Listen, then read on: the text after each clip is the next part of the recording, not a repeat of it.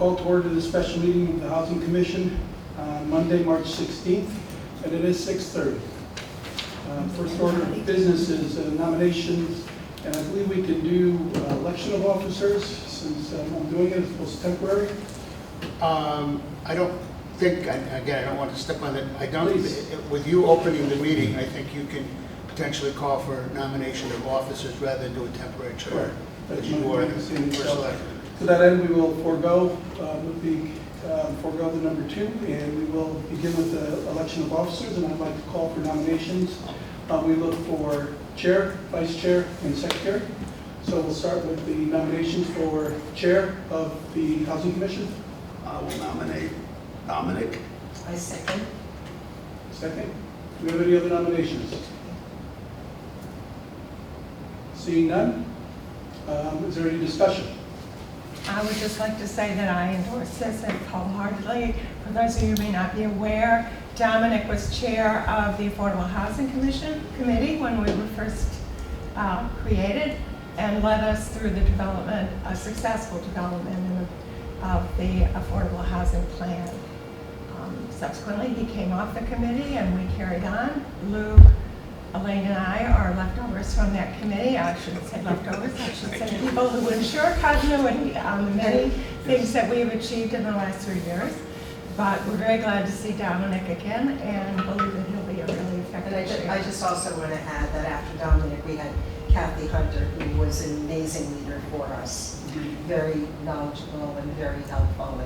And I'm not just saying it because Scott is here, because it's, And I also Yes, and second. it I took that note. it certainly impressed us with the desirability of having somebody on the commission and someone to help lead us to understand things from their own professional perspective. That doesn't mean that we don't have other perspectives that we need to pursue, but it is an invaluable opportunity for us to tap. So I heartily endorse this. I was going to add, as long as we're stating, we're happy to see people join us.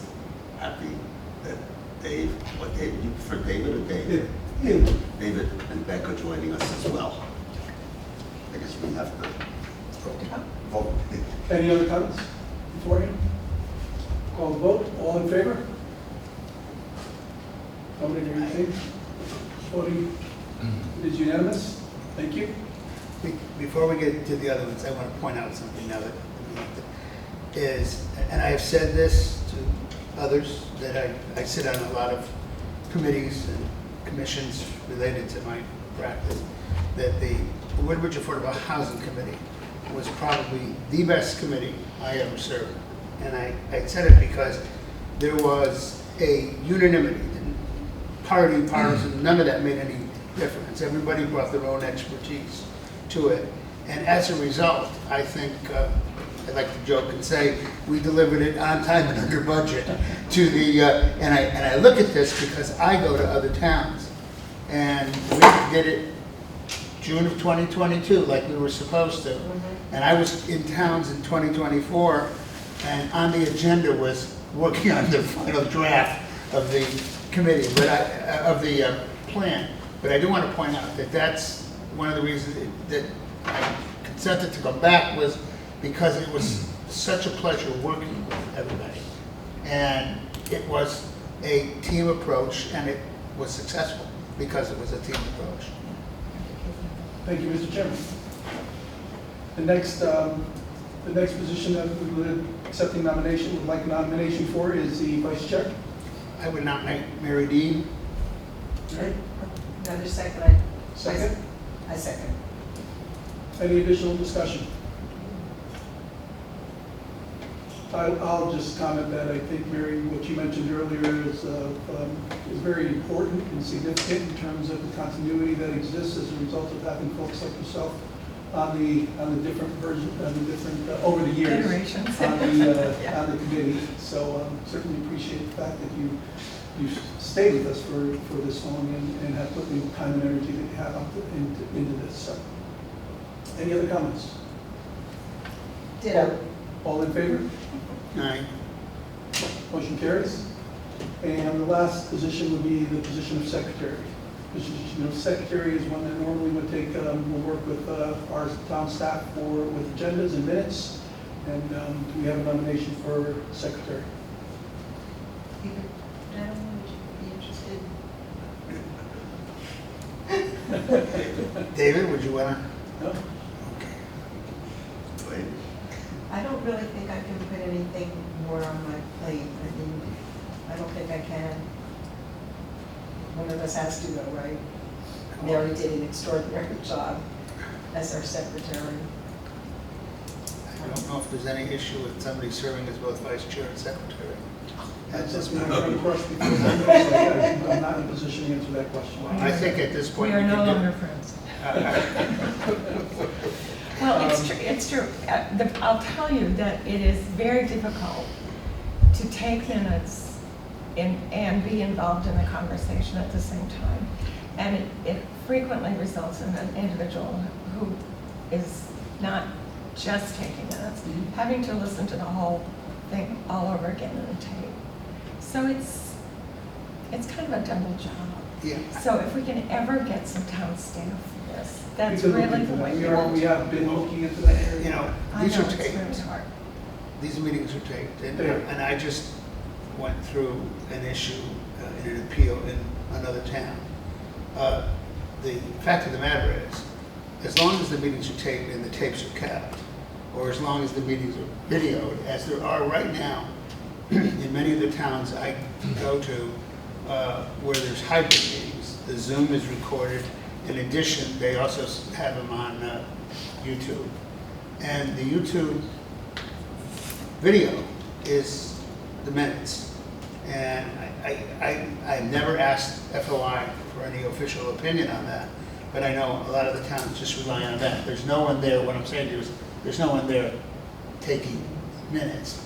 And the minutes that you do get, when you get them, are summaries, as they normally are, because they have a verbatim transcript. But, I mean, as long as, I just want to, because that is one of the most trying things, is to be able to. For the purposes of minutes, it's important to remember that what needs to be really documented in the minutes are votes. Yeah. Our motions and Yeah, votes. yeah, yeah. So you can kind of rely on the other ways of identifying what was said at the meeting and keep very short notes in regards to those types of topics, but it is important that the motions and votes be documented. So, Yes. Lou, I wasn't sure if there was any interest on your part. I think you were the only person not out. I talk a lot, but I know when to be silent. No, I do have trouble seeing, Okay. taking notes. Okay. If necessary, I will do this, and I will not belabor the discussion any longer. We haven't received any nominations. Well, I will nominate Mary Dean to serve as secretary, also Pending. to do a position of vice chair. And that'll be pending confirmation that there's no issues with that. And you will speak. We can mention something about your staff help. We're going to have a Yes, discussion. Possibility? It is a possibility. Yeah. Right now, it's been a challenge, but Yeah. we can, so Mary, we will be looking to see what we can do about that, but Yeah. Okay. for purposes of this evening in particular, it would be good if somebody could obviously keep that. And keep in mind, Yeah. they don't need to be verbatim, like any, so. Is there a second? Any additional discussion? All in favor? At least I can abstain. You can.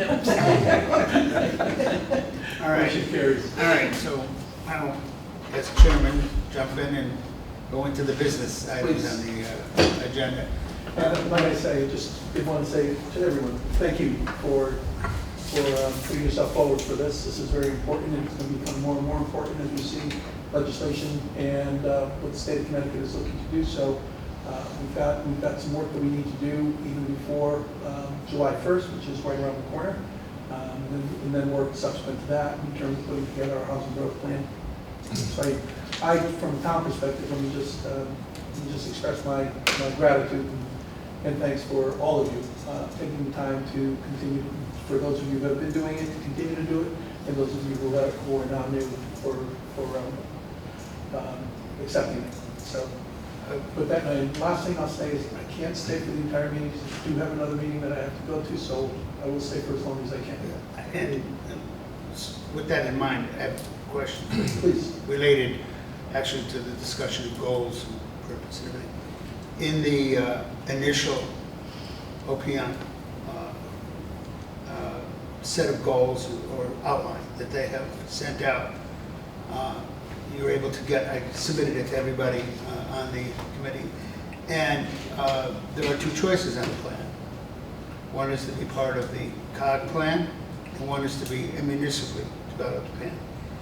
Am I to assume, and is our commission to assume, that Woodbridge has chosen, the Board of Selectmen have chosen that we are to develop a municipal plan, our own, or is it a decision that we look at as to which way to go? We have not made a decision to that regard. Okay. We would hope that that this commission would help us Okay. in making that decision. So that's something, that's definitely discussion fodder for this commission. Okay. So, All right, thank you very much. And the other thing I want to stress on that also is that when you look at all the documents and when you look at the statute and when you look at everything else, we are one cog in the wheel. That you cannot do any of this, that you, when you read all through it, you cannot do any of it without coordination with P&Z, wetlands, conservation, and most importantly, in my opinion, economic development. Because they all fit together, because you'll find out in going through here, you've got to really focus on all of them, and all of them have to come to the same point. They got to discuss it with each other, so that's an important factor going through. appreciate it. For regular meeting dates, I have to say, and I don't, the third Monday of the month is one of the best days for me. I have, and I'm being very honest, I have zoning meetings a lot at night, and Tuesdays and Wednesdays are usually, like tomorrow night I have Derby, Wednesday night I have, no, not Wednesday night, Thursday night I have Beacon Falls, and then next Wednesday I have Shelton. So those are some of the towns that I do a lot of my land use in. So I just want to know if the third Monday of the month at about 6:30, is that convenient for everybody? Works for That me. works. Does it mean that we would always be meeting here because there's a conflict, or? If I remember correctly, the Woodbridge Board of Education also meets on the third Monday of every month, so they usually have the meeting room at Town Hall. The options are not only here, there's also the conference room at Town Hall, the small conference room that's true. at Town Hall, the meeting room at the library, and rooms upstairs. So, but if you want to, what I would suggest is that you consider reserving any wherever you feel is the most appropriate, and so that it's consistent rather than rotating all the time. Right. So my understanding is that we are already booked in the library meeting room from May through the end of the year. That's my understanding as well. Oh, okay. And that we don't, Allison hasn't found, if I understand correctly, a place for us in April, but she will. But it's gonna be a movable feast because The one For this day. consideration, if it's the library, we select the library that's room available. The library closes at 8 o'clock. Our meeting short. Is that good? So well, I maybe think they'll, we can arrange. but it's good. I think one thing we have to really judge is the extent, as we go through, is the extent of the public, public at our meetings. I mean, we may be, as you read through here, we may be holding public meetings, but is the public going to come to our? Yeah, because the conference room in Town Hall would be too small for public, for people coming for public We've comments. had public- Room 16 is the one that I consider, and we can take a look to see what the availability is and reserve it as appropriate. It's a large enough for the public to attend. The only problem is if we don't do it fast enough and we don't establish our regular meeting place and time fast. Time, is it both place and time, or is it just? No, time? just, Just we need to establish a date and time. Fine. Just day, yeah, so the place doesn't, okay. As long as you're in a municipal building, Correct. you're okay. And as long as you're notifying the public prior to where you're going to be. So, Well, if that's the discussion, at least I think the first thing we need to do is see if we can have a motion for the regular meetings of the Woodbridge official title, the Woodbridge Housing Commission. Yes. The Woodbridge Housing Commission be the third Monday of the month at 6:30 at one of the municipal buildings and offices. So Moved and second. Any discussion on it? Further discussion? All those in favor? Anybody opposed? Let the record reflect that the vote was unanimous to establish the regular meetings, and those regular meetings will go until the end of December. Then in January of next year, we would have to set regular meetings again. This relates a little bit to our nomination of a vice chair and secretary in a single person. Discussion of available municipal staff budget and coordination with other Woodbridge land use related boards and commissions. I'll begin it in looking through what I was saying, looking through what we're going to have to do. We are going to need support from the town, not just for minutes and everything, but I don't know ourselves how much nitty-gritty research we can do. I mean, there's some of it that's available online, but and we need to find out, in my opinion, whether we have the ability to get information from Christine Sullivan, whether or not what, if any, help we could have from the SCROG, as we did during the committee, to gather information, to gather data. And I'm not sure if I sent something around to you on it, but in my capacity on the Connecticut Business Industry Association steering committee for housing, during our meeting, the head of it, Dustin Nord, who, believe me, at some point I really want to potentially bring down here to talk to us about what we're doing. He's a wealth of information. He's the executive director of the CBIA Foundation.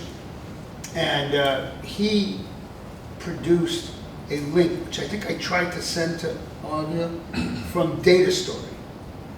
And all I did was take a screenshot of, I clicked on Woodbridge, and it told me the number of housing permits, something like that. And it just that he said the amount of information that is available, data that is available, is enormous. If you know where to go. I mean, the problem is we don't, we need to have either SCROG or somebody helping us. I don't know about a budget, as to, I mean, my memory serves me correctly, we spent some money on a great poll. We did our own poll, our own survey. So we need to, I'm not saying we need to make a decision tonight, but I think we all need to think about it. And we need to communicate to the first selectman and the board of selectmen what support staff we need. I mean, number one on the list is getting support staff with the minutes and everything like that. That's, we need to do that, but there are other things we're going to need. And we did get a tremendous amount of help. The Housing Affordable Plan Committee got a tremendous amount of help from Christine, especially, and we'll get into that. But municipal staff is limited, so anybody other have thoughts on that or available? Because I think that's going to be, going forward, we all have our expertise and we'll develop expertise, but gathering the data is a very difficult thing. I think SCROG offers all kinds of assistance. Anybody has a lot of data available that we can access. And don't forget, they got money in this plan, this statute. Each COG was given money specifically for a support person for municipalities that were affected.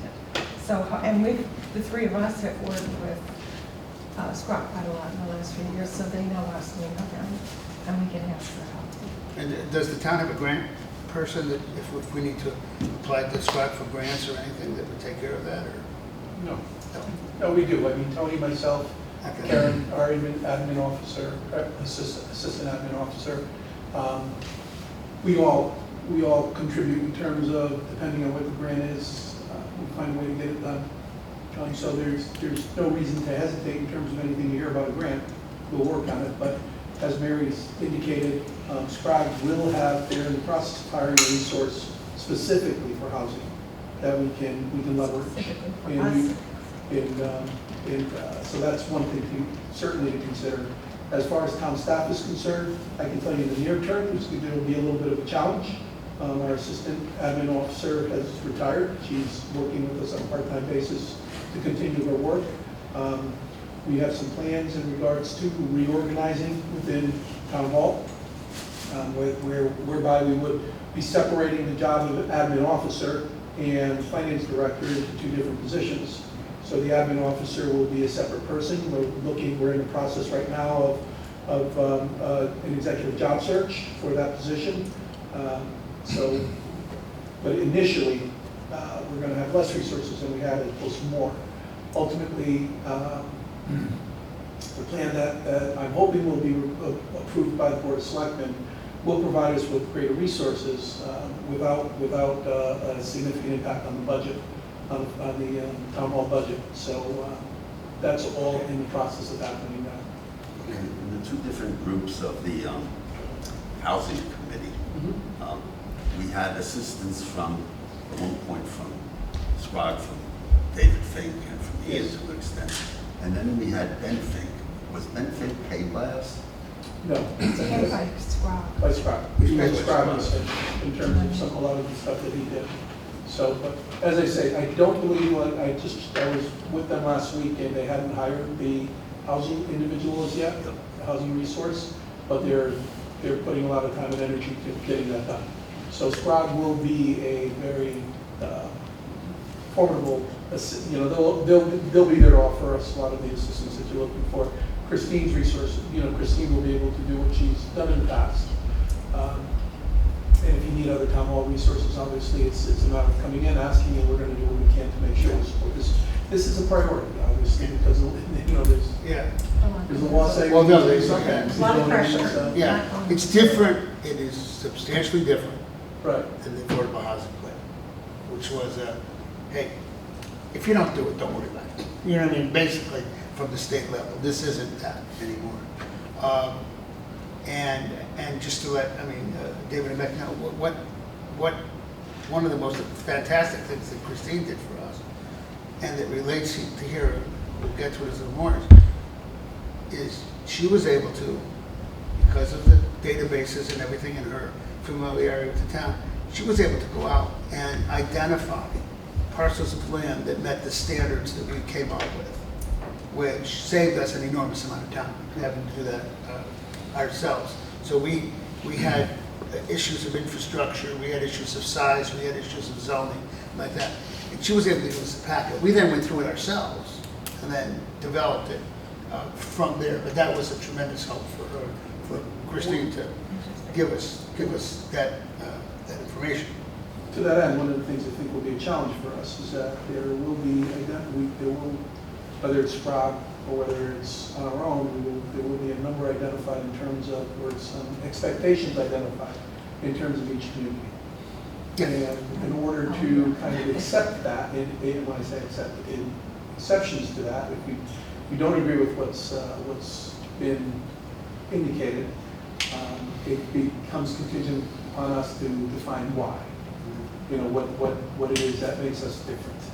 And so I think that's again, some work for this commission, and along the lines of what you're saying, Mr. Chair, is exactly along those lines. We have to identify that, so whatever resources we need in order to do that, if that's the direction we're going, we need to make sure it gets done. I will, by the way, I will do what I can to try to get freebies to come in, not have to pay them. You know what I mean? There are people I can contact and see if that are interested in housing and that are part of the thing, like Dustin Moore and like others, and have them to see if they can come in, you know, if we as a commission deem that their expertise would help us. But, you know, there are people out there that will do it for free. You want to pay them. And part of that line is the relationship with other related boards and commissions. And obviously, it's easy. We have to work with P&Z because, for example, P&Z needs to do things by June 1st or July 1st? July 1st, yeah, by July 1st. There are certain things that need to be done. The version of the statute that I have, 70 some odd pages, but it's easy for me to go through it, you know, to go from section to section and jump.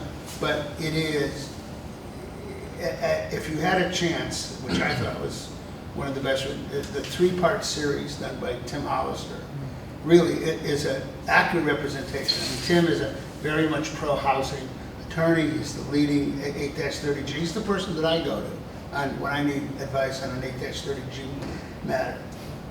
But his analysis is really a very two-sided approach to the statute, pointing out, you know, the pluses and the minuses and the confusion. I mean, just on the issue that is coming up in a week from Wednesday, the meeting that I talked about, that I'm not going to be able to attend, and hopefully one of the, you know, Mary or somebody, anybody else would need to attend to go and comment on it and discuss.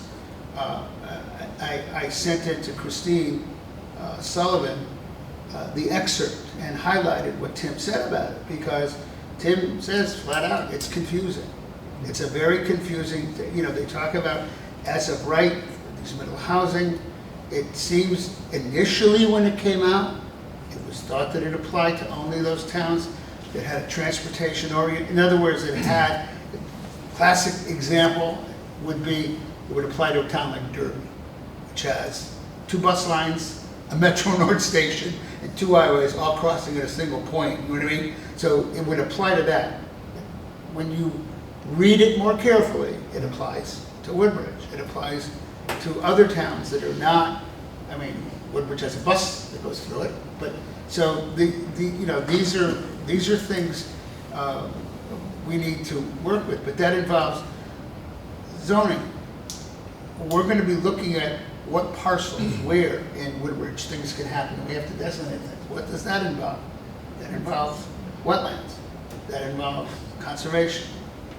And the missing link that I think I talked about back when we did the thing is economic development.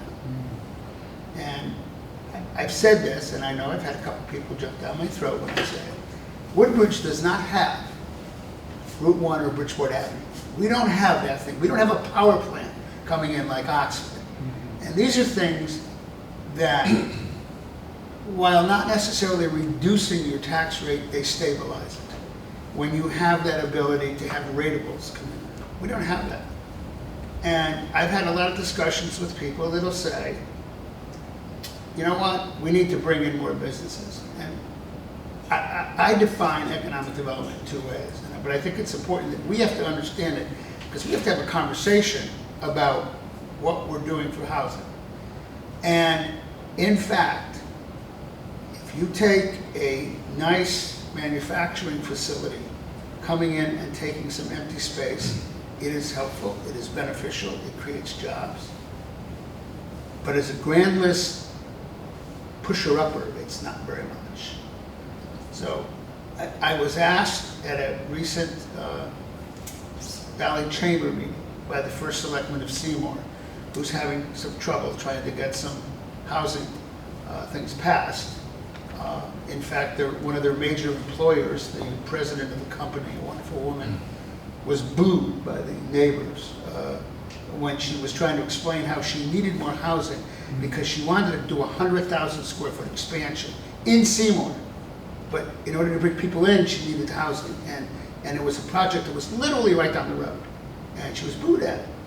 And Anne Marie Gronis, the first selectman said, Dominic, can you just give me something, give me some numbers? So what I did, because is I just went into the, and this is to give an example of what we're talking about.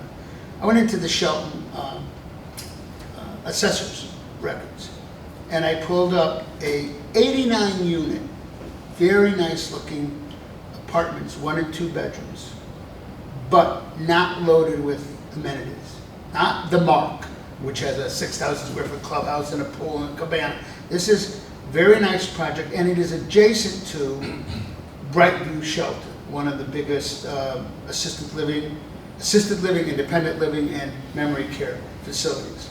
And if anybody's gone to Wells Hollow Farm to get ice cream in Shelton, it's right behind there.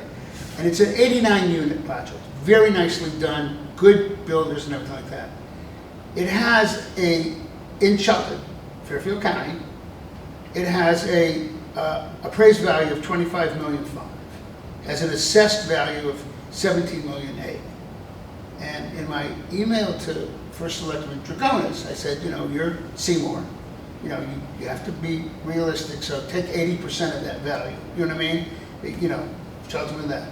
And it would generate $356,000 in taxes. Now, Woodbridge, if this was in Woodbridge, I don't think you would take it 80%. You would take it at full value, because Woodbridge is an upscale community outside of New Haven and everything like that with reputation. That would generate $580,000 in taxes. Now, as much as people scream that people are going to go into these apartments and bring 12 kids with them that are all going to go to our school, there's no empirical evidence of that. But you can empirically study all of these apartment complexes that are higher end, that have leases for a year or more, and you will find that the amount of children, there are children, the majority of children in them are 0 to 5. Those that are above 5 are usually very low quantity. This project in Shelton, which has 89 units, I know the builder, and I did the zoning for it, full disclosure. I think he said it has 6 kids in high school. You know, that's it, because they're 1 and 2 bedrooms. And you will find a lot of situations where somebody honestly gets a divorce and moves into one of these facilities. But we're talking about economic development.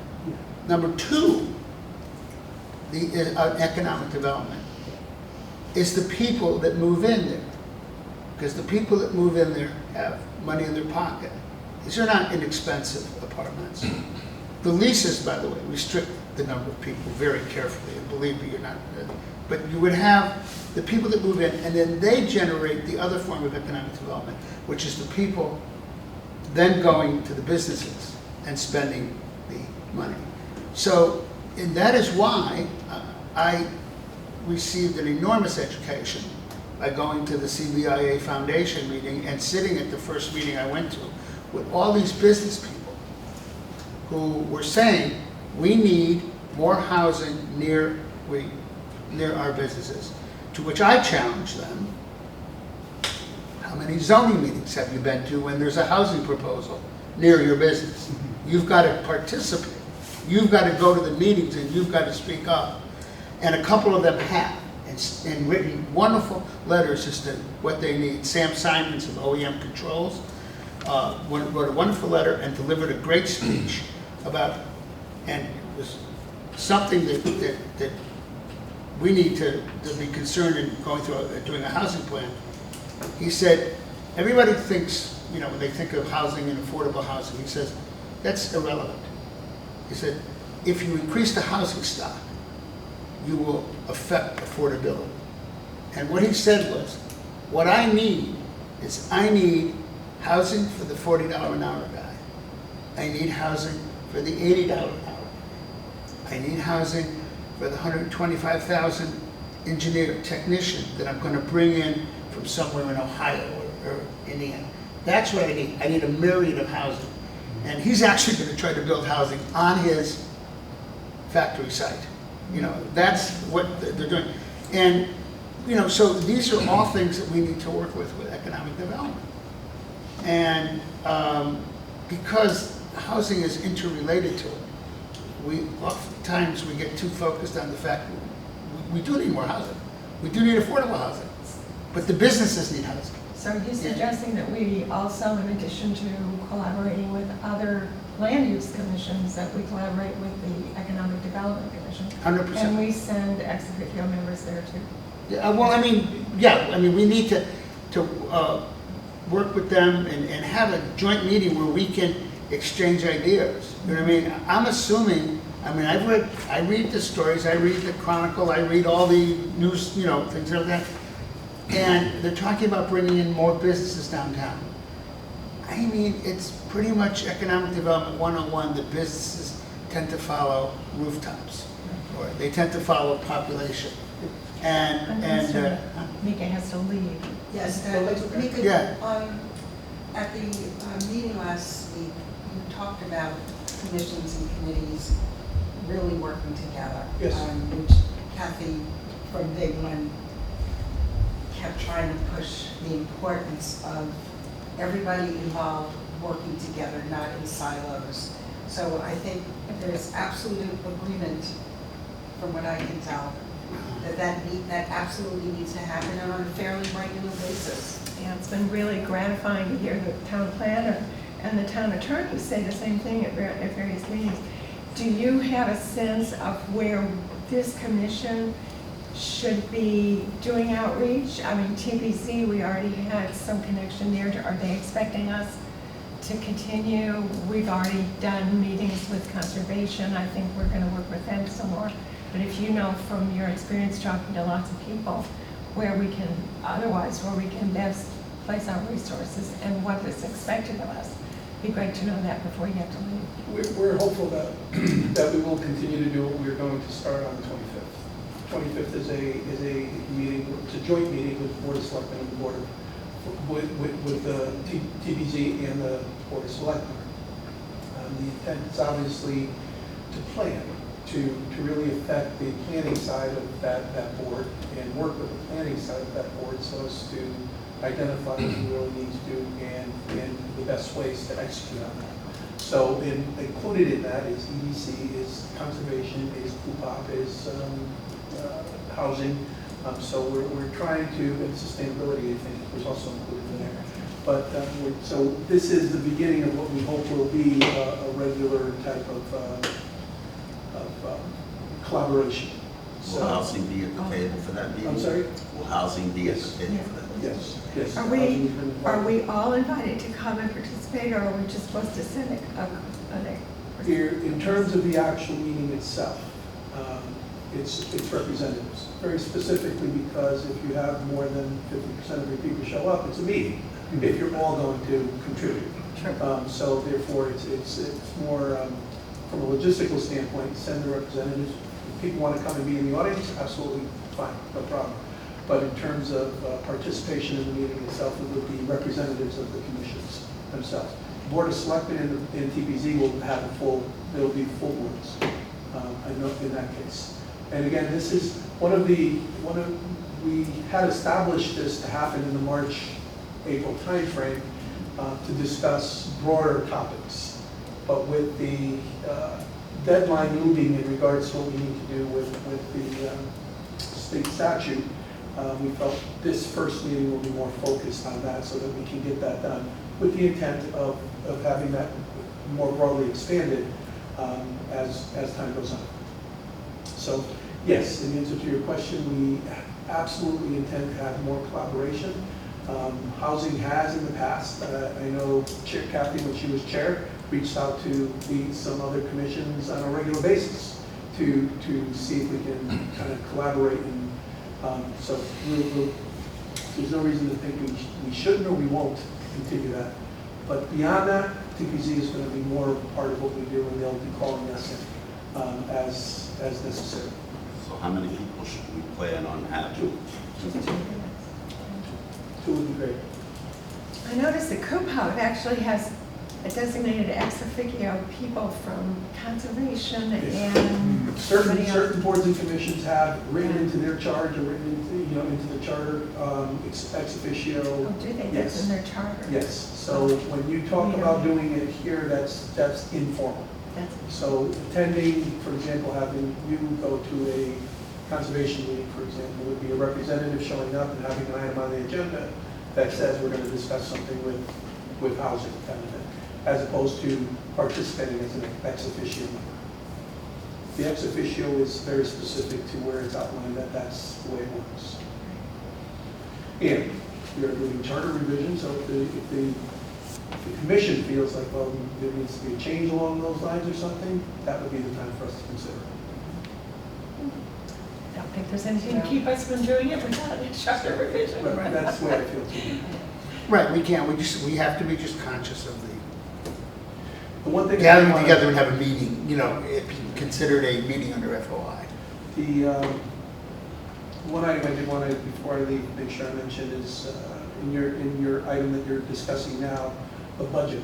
We are in the budget process. Finance, by the end of this month, will present the budget for consideration to the public. If there's something you feel you are looking to do or need to do, you mentioned, for example, the survey. I don't know how much money there was involved in that, but if there's something that you're going to require, I think it's worthy of a discussion amongst the commission members, and somebody sending something to Tony Genovese indicating this is something. What's the deadline? They have by April 1st. They have to have, they have to be completed by. Which means thankfully, we put it on the agenda. Yes. So we can talk about it tonight in a special meeting, because I think we will. And it is, I'll also Yeah. remind everyone that it is a very difficult year. Yeah. Yeah. Because of state funding that we lost, so it's not like it's an automatic type of thing, but if there's something you feel you're going to meet with your meeting, it's still not, it's not the end of March. Let's see if there's potential for anything to happen. Well, I understanding it's like that, but I believe it is a tight year or whatever like that, but I believe if we're going to do outreach, and we're going to have to potentially bring people together, I think we should at least send a request in for, in my opinion, $5,000, see what we can get from that. You know what I mean? It may not get anywhere near there, but at least if we have something in the budget, you know, that we can focus on bringing someone in or going out and attempting to get information that we need to pay for. Because we're not under the time frame that P&Z is in, like, for instance, right now. By my reading of the initial things, the plan is due in 2029. We're in one of the 2029 towns, not the 2028 towns. And so, but we still, I think we should at least ask, and then let the financial people decide what's best for us, or what they can afford to give to us. Anybody else have any comments as to? I know we're winging it because we really don't know where we're going, you know what I mean? But I do think we need to have something that when July 1st rolls around, there's something in our budget to get us. Any other comments on it? When you all were working before, what kind of money did you need?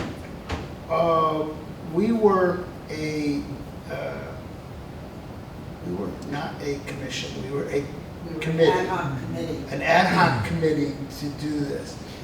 Where did we get? I don't think we had a budget, did We we? didn't have a budget. They I don't still recall always seeing do. But then we were funded, we were able to get funding. They gave us stuff for the, I think they gave us stuff. Huh? Yeah, first of all, we got David Fink to come in for free, I think. Yeah, everybody comes Yeah. in for free. But then, I think, like on the survey and everything like that, they gave us a little bit of money from the town. Is that when we did our Because own we did survey? our survey. Huh? Yeah, I didn't cost any money. I thought the town did it. Okay, well, maybe that was it, it was in kind, you know, the town did stuff for it on that, but we were an ad hoc committee, so it was a little different situation. It would be helpful for me to understand what we would be expending funds for. I don't have a real good feel for what went on in the housing committee. I don't know if we can count on everybody we need to bring in coming in for nothing, you know, but. But I think But, that's, yeah. I was asking, who would we need to bring in? Potentially a planner. Now they're, yeah, We didn't before, but now we have a planner, so if we, you have Taishi, you have John Kutkowski? Taishi. Okay. Here's what I'll say, Dominic. What I'll do is I'll go back to Tony and see if there's any additional dollars available for us to put into the first selectmen's, or the board of selectmen's budget. Because there are dollars here they expend for use for all kinds of things. For example, when we have events here in town and things of that nature, and see if we can support it in that way, since it's a little premature for you to itemize. Itemize anything, In yeah. terms of what you're looking at, but I would ask that you consider that as you're going through the year to identify what you may need, so you're in a position next year to do something. But I'll see what we can do in terms of, I'll talk to Tony tomorrow. about Yeah, what we if can John do. sees, if John Kutkowski came in, he's gonna charge the town. If he's billing hours, if we needed to have him come in, I would assume he's billing hourly to the town. John, we have Taiki on what I'll refer to as a retainer, similar to our town Oh, okay. council, in that, but that covers a specified amount of hours. Yeah, If we go beyond those hours, and if you're doing it in EDC, they're working with EDC, if you're doing it in EDC, doing it conservation, then obviously we'll exceed that, and then, yeah, there will be expenses. And I can, what right now, the TPC, what budget TPC, the ones that have a budget, or TPC has some budget that they can afford to do that, but. Okay. Not much else. all right, So so let me see what I can leave do it about up. that. Yeah, anybody have any concerns with that? Just leave it up, and then if we need something, we can go to the selectmen if we need issues. Should we reach out to other commissions and see if they would like us to collaborate with them? I mean, let them know we're up and running and, you know, conservation. I could imagine, for example, in just speaking of one group, conservation in the time that we've been fallow has decided they wanted to produce an ADU program. So we've already done work on that, so we could reach out to them and say, do you want to do it together? That's an example that's a specific example, but we could develop others with, you know, if we could support them in some way, we don't know about. Well, I do believe, and rather than individually reach out, I think through, for instance, at the meeting on the 25th, on March 25th, if you're the representative or whoever's there, can express themselves, okay, can express themselves, that we need to have this coordination right there on the spot. That's focused on section 11. That's focused on a specific zoning regulation, but there's no reason you can't bring up the fact that we need to coordinate on more than that. You know, we need to coordinate on everything. Housing is not just housing. It isn't just P&Z. It involves all the other commissions, and we need to state it on the record that we need to work with all these commissions. We're not like somebody's thinking. We're not silos. We're not just going to be in our own little world and work. We need to have them come in. I mean, I can foresee, and what I would suggest is that, for instance, we, you know, as we get along, as we're working into the plan, we schedule joint meetings like with economic development, with conservation, you know what I mean, or We've done it. yeah, and go through each of them to try to, our time frame is a little slower, you know, so we can be detailed a little bit more on that, but I think we need to involve them in addition to the public, you know, to bring the public in. But I think my feeling, and I'd like to know what else, my feeling is it's very important that we communicate with the public.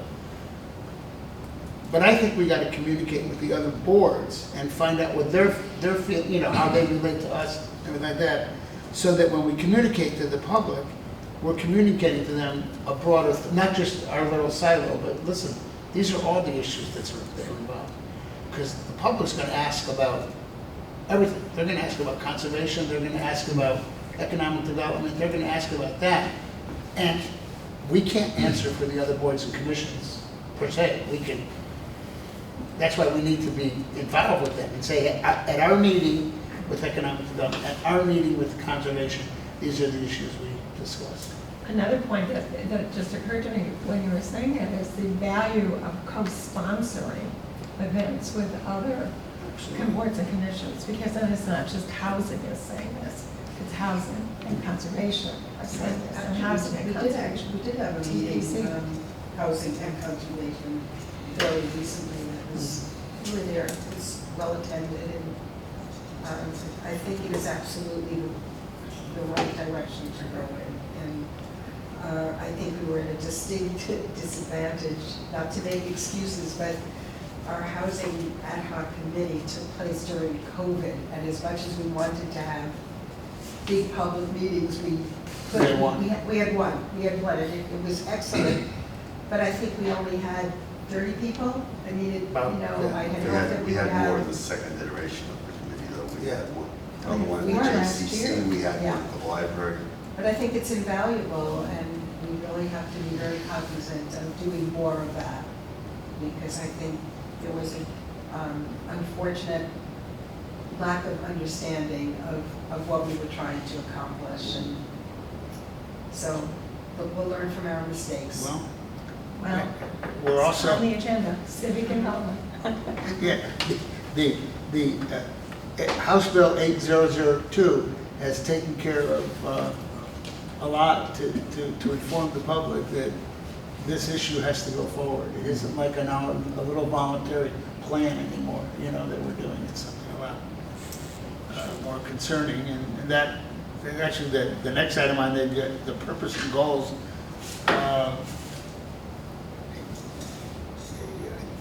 I think I left a bit back. I mean, we're being formed to comply with the housing statute at this point, and the housing plan that we have to come up with. And I hope everybody did get in the preliminary housing growth guidelines that were sent out. It's the first iteration from OPM. As I said, we are in the 2029 group, and as explained tonight, one of our early tasks is apparently to discuss among ourselves, after we do the appropriate research, do we want to do a municipal housing growth plan, or do we want to do the regional housing growth plan? And I apologize for not making more copies of this. I thought I'd emailed it out to everybody, but it says it's the Office of Policy and Management has a February 27th date on it. And when you read through it, it contains the list of, it contains your choices, and then it contains the list of housing growth plan elements. And that is sort of a pretty good outline. Excuse me, can I just, that's the work of the commission that we have to do, which is absolutely right. But this is the first meeting, and we haven't even introduced ourselves yet. Well, So I think maybe we should do that, Yeah. and then we can get to work when everybody's really better Okay, prepared. one of the things that caught my attention among the many things you sent us was that the state will eventually have regions decide, no, that's not quite right, will decide which regions need how many houses.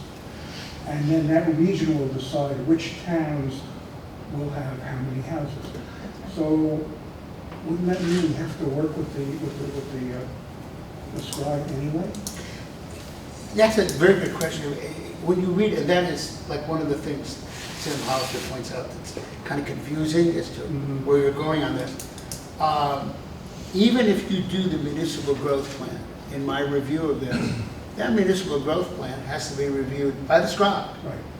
and by the and approved and critiqued by the scribe, and then by the OPM.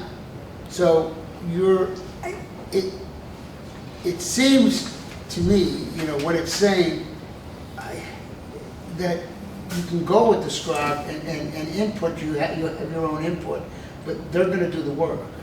You know, a lot of the work that's involved in it, and a lot of the things that are the elements, they're going to help you with a lot of the elements. But, which is one thing I think we need to find out, is because it talks about, when you look at the municipal growth plan, it says, and going through here, you gotta learn all these, whatever. I had to go back and research what AENGLC meant, but we're not one of the AENGLC towns. And, but in the planning, it says municipalities may hold public information meetings, public hearings, and other activities. At least 90 days submitting draft municipal, I'm sorry, I'm in the wrong sense. In the regional plans, they must address the plan elements. The COGS may hold public hearings, and it seems like you can have input into with the COG, but you're not doing as much drafting or anything like that. And then it says instructions for submission of the regional housing growth plans to OPM will be forthcoming. And then OPM as 120 days, and then you have the approved plans. So the regions are going to decide. As best as I can determine, the setup for these plans is the compromise for the fair share. Okay, that's the compromise for the fair share. They're not going to do the fair share, which is something, obviously, that was derived from New Jersey and the Mount Laurel case. So instead of doing that, they're going to do with this plan. And then at the end of the plan, through all this work with the SCROGs and then OPM, they're going to then come back down to the regional council of governments, who are then going to decide what the town's fair share is. Dominic, just for purposes of public who might be listening or looking at this another time, you mentioned OPM a number of times. Oh, It's the State Office of Policy and Management, State Office and Policy and Management on it. Yes, my apologies for that. Yes, that they would.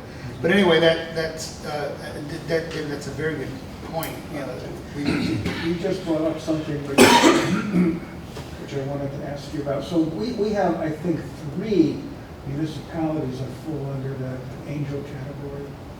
There's New Haven, West Haven, and Ansonia. yeah. Yeah. How does that affect our share of, the regional requirement? Well, Ansonia is in the NV cog, so they would be in a different cog if they were doing it that way. I don't know if I think the regions are going by the cogs, aren't they, I think? So they're out. How it's going to be affected by West Haven and New Haven being in there, I think that's one of the unknowns everybody knows. Huh? Well, we'll find out. I think the whole point is, right now, in a lot of those municipalities, there are, like Ansonia, for example, has its 10%, so to speak, of affordable housing. So the project that I'm working on, that's right across the street from Miss Arrow's farm, which I'm going to have to appeal, which was an age-restricted adaptive reuse of the old medical office building that was, not medical office, medical rehab building, the old Mariner. They, my client, somebody said to me, well, is your client going to go 8-30G? I said, no, he doesn't, he can't. You know what I mean? They don't have it. But these towns have a great deal of affordable housing, and a lot of it's public housing. And so they have that. So it seems to me what they're doing is saying, we're not going to be giving these towns fair shares because they have a fair share. And I'm now oversimplifying it terribly. But what they're saying is we're looking at the other communities, and we're going to look at that. And I don't really, in my reading of the statute and sitting there reading it, it's hard for me to determine, even though I do this for a living, it's hard for me to determine how they're going to do exactly what you say and how they're going to come down and do that. So, and these are questions we need to ask. And these are questions we need to ask the SCOG. But I can tell you one thing, that the SCOG is not going to have any answer right now. Because it says in here, at one point, instructions and submission of regional HDPs to OPM, this is for the SCOGs, will be forthcoming. And Tim Hollister said to me when he sent me this, he said, you know, it looks like we're going to get things in dribs and drabs. Huh? They don't have them yet, so we're gonna have to get them. Yeah, right. Hope we get I them. just want to make sure right now you're on 6A in terms of the agenda, correct? Yeah. That's, Well, and that reminded me of the fact that I'd like to know if our new members or anybody else needs to have some training, because I can recommend some of the training that I've taken and not all of it. So maybe we should. well, we should go around and have everybody at least identify that. I'll tell you what, I'll start. Dominic Thomas, I've lived in Woodbridge since 2005. And I will state for the record, the most famous thing I did in Woodbridge is get the fire department its patio and go through zoning with that. But I'm a land use attorney. My office is in Derby. I do a substantial amount of land use in the valley. I haven't practiced in Woodbridge or anything, but I do it around all the way up to Newtown. I'm on the Connecticut Bar Association Planning and Zoning Section Executive Committee, and I participate in the drafting of changes to the statutes and to the practice book on zoning. And recently, in a very beneficial thing for me and educational, I attended a CBIA, Connecticut Business Industry Association Foundation meeting on housing, and then was asked, or I presented some of it there, and I was asked to be on the steering committee. So every 2 months, I sit with them, and I'm getting a tremendous education from the business community about their needs for housing. And I've worked on housing and worked on changing regulations and writing regulations for housing over the last 15, 20 years. We go that way. This one? Mary Dean, I've been on the housing committee since its inception. Cal Guerrero is talking to me, I'll try to talk to him first. Sorry about that. I got on the committee because when it was first announced, I thought my background with the Amity League Women Voters would be very helpful. I foresaw, as we all know, that this is largely an effort that requires a lot of public involvement, and I thought that that was a very important thing that the League of Women Voters was also a part of. So there you are. I was trained as an art historian, architectural historian, but it doesn't count because it was medieval churches. And otherwise, it's just general interest like any other person in the future of our community. I have, as I just mentioned, I've done quite a lot of collecting. I was the secretary sort of pro town for the committee, and so I've kept a lot of records, and I can offer lots of things if you want to have information that you don't already have that has come out from the SCROG in the last couple of months. I could give you links to training and other information that would come from other organizations if you'd like to have a lucid explanation. There was, for example, a land use training that was offered that I thought was particularly helpful from the RPA and her homes. So all you have to do is let me know. We all need to have a library, basic information, that's obvious. And maybe we just need to work over time and determine what that needs to be. Maybe it needs to be on our website. That's another possibility. So I'm happy to support all those things if you need anything on me. Thank you, that's great. Which way we go on this one? Yes. Elaine Feldman, I've lived here since '77, was on the Human Services Commission for 17 years, which made me very, very aware of unmet needs in Woodbridge. It's a wonderful place to live, but there are many unmet needs that people are simply unaware of. And my particular interest in this committee came from working with the refugee community in New Haven, helping people to find decent, affordable housing, and finding that to be almost an impossible task. So became very interested in this committee as a result. I'm an educational therapist by training, which gives me no expertise about housing, but I'm very willing and open to learning as much as possible. David Lober, I've lived in Woodbridge since 1982. I've served 2 terms on the Board of Selectmen, so I kind of have a feel for how the town works, how to find things, and pretty good at research. I was asked to volunteer for this commission, and it piqued my interest because one of the things that I think is very important is for everybody to have a place to live. I mean, this is from a social point of view, that's an important thing that has to be addressed. But my other real interest is the preservation of what we have in this town, the conservation of the town, and trying to try to balance conservation and the development of new housing, which we sorely need. So I'm getting my feet wet in this new area, which I know very little about. It's very versatile. I appreciate any of those links that you have that help me. Yeah. Come up to speed. You might be particularly interested in looking at the conservation / housing meeting that we had last fall, where we talked about all of these things.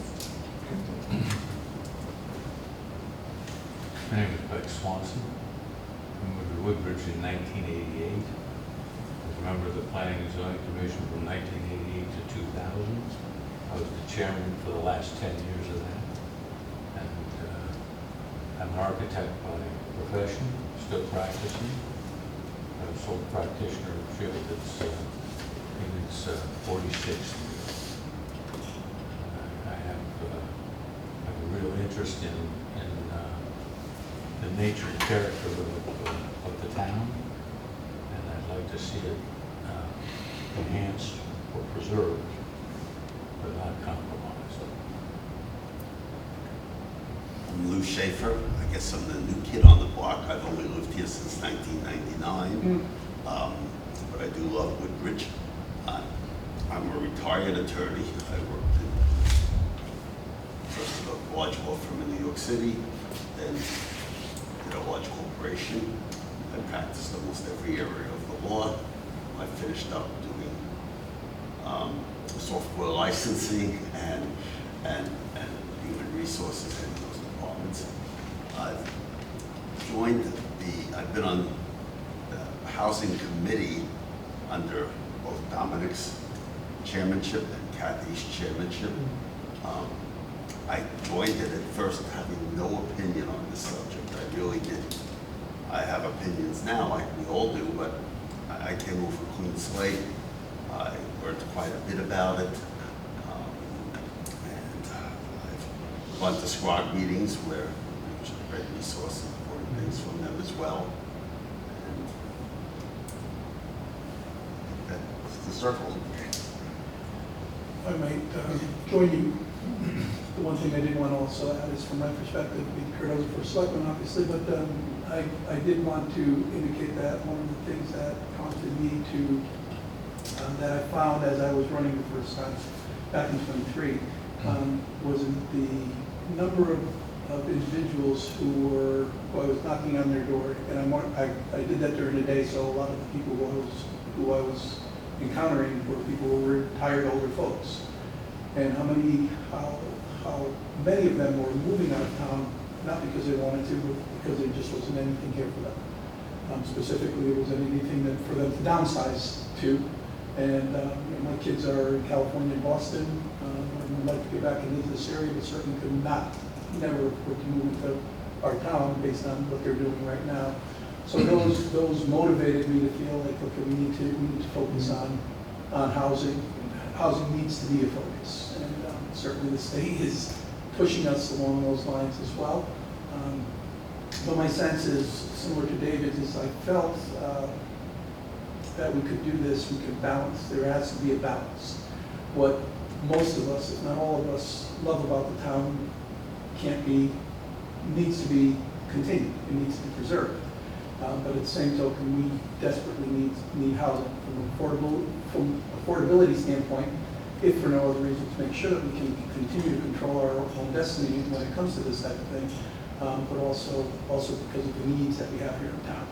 So it's certainly something that I'm certainly putting a priority on in terms of moving forward. I feel like along the lines of what Dominic said, economic development is very much part of this. We have manufacturing here in Woodbridge, and I talked to somebody who, very similar story to the one you described. So he wants to stay here in Woodbridge, he wants to expand his business that's doing well. He wants to grow his business here in Woodbridge.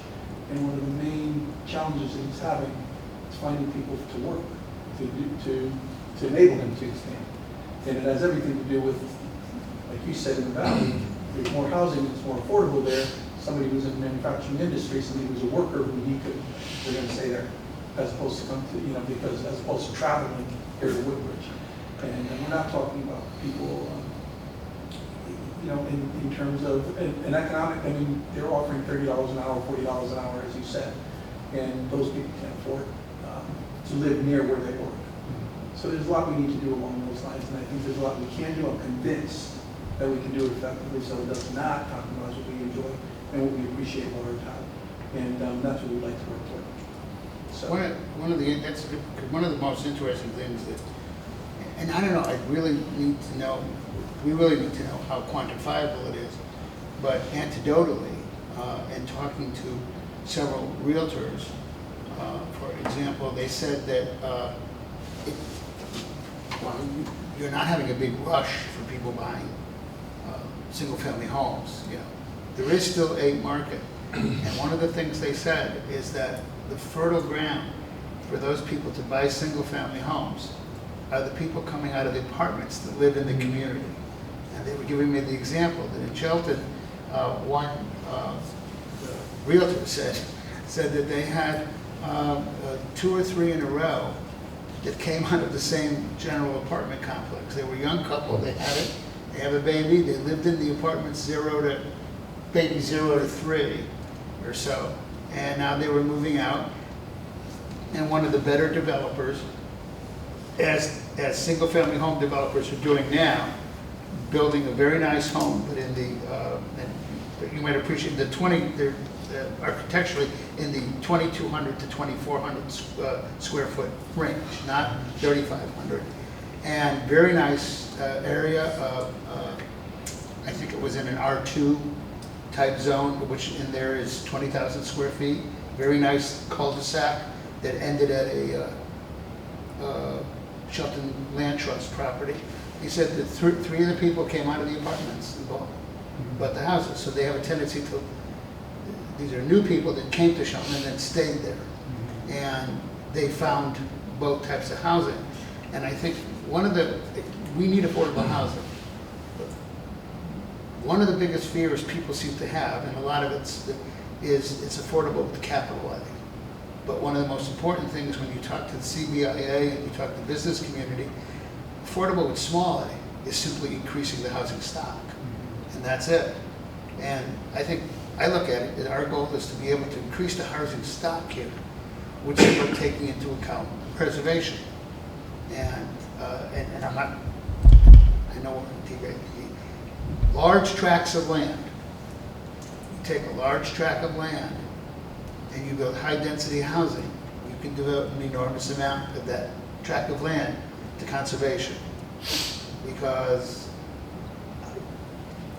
and I think we need to bring in planners to talk to us about this, because they're the ones that can tell you that, for example, 2-acre zoning is not considered a vehicle towards conservation. Because when you have 2-acre zoning and matter of right subdivisions, you can put certain restrictions on for open space and everything like that. But it's very difficult to preserve ridge lines. It's very difficult to preserve forested areas because you're selling the person the whole lot. And then when that person wants to put in a wiffle ball court, as I did for my 3 sons up in Oxford, I cleared, property after I got out of the Army and was up there with my 3 boys. And, thankfully, a lot of it was already cleared because I had to have a septic.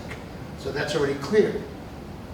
But on the other hand, what's becoming very popular in single-family homes, and we need single-family homes too, not just apartments and condos. In single-family homes, what's becoming popular is the smaller subdivisions with smaller size lots, nice houses, because the septic technology has increased so substantially that you can have septics on smaller properties. So therefore, there are other towns that are going towards the cluster open space subdivisions, and now you're able to preserve ridge lines of forested areas and protect them via conservation easement or something of that nature, and yet create the same density, and oftentimes with private roads, which then saves the town money.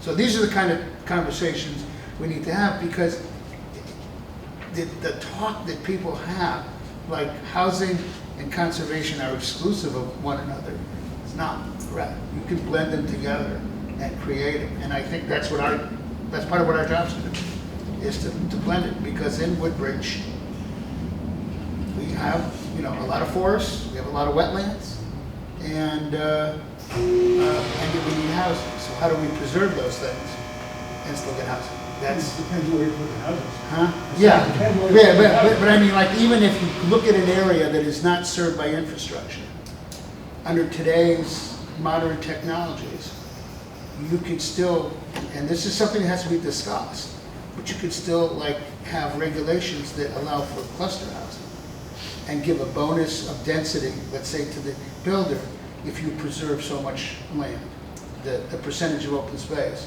So there are still areas that may be developed, but you can get the housing out of it,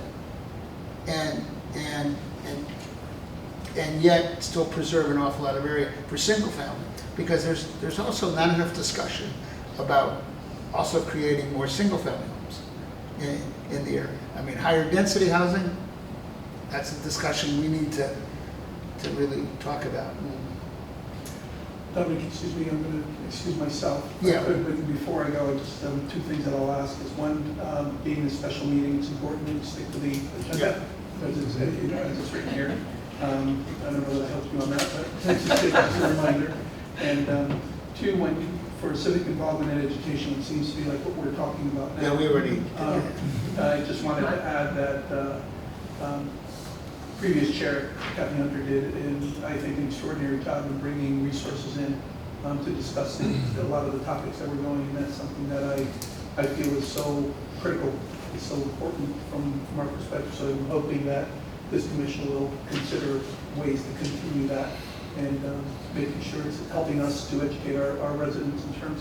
One of the places to start is, I think there's a real, I don't think people understand exactly what goes into a moratorium. We're all talking about a moratorium, and a lot of folks say, well, you got to get 2%, then up to 10%, and they play with those numbers, and nobody seems to mention the points, that are really helping. That's probably the only way for us to really get to the moratorium, and that's actually what I'm focused on, and I hope that we will learn more about and be more accepting of, because I think that's the means by which we can do what needs to be done, but finding the resource who can really give that information and help us, both Board of Selectmen, other commissions, and the public understand that better would be very, very helpful. I think Mary said that they brought in Mike Santoro. Yes. We brought in lots of people. Yeah. It's all, we can. Right, but what I mean is, that's important, because, like, for instance, Mike Santoro, and the other big thing that's important to bring in is, we're going to talk about, is build CT. Because it is something that is one of the most misunderstood, especially as it relates to the moratorium. So Build CT is very popular among developers, especially high density rental, and it is a funding source through CHAFA and DLH that gives them a construction to permanent loan at an extremely low rate.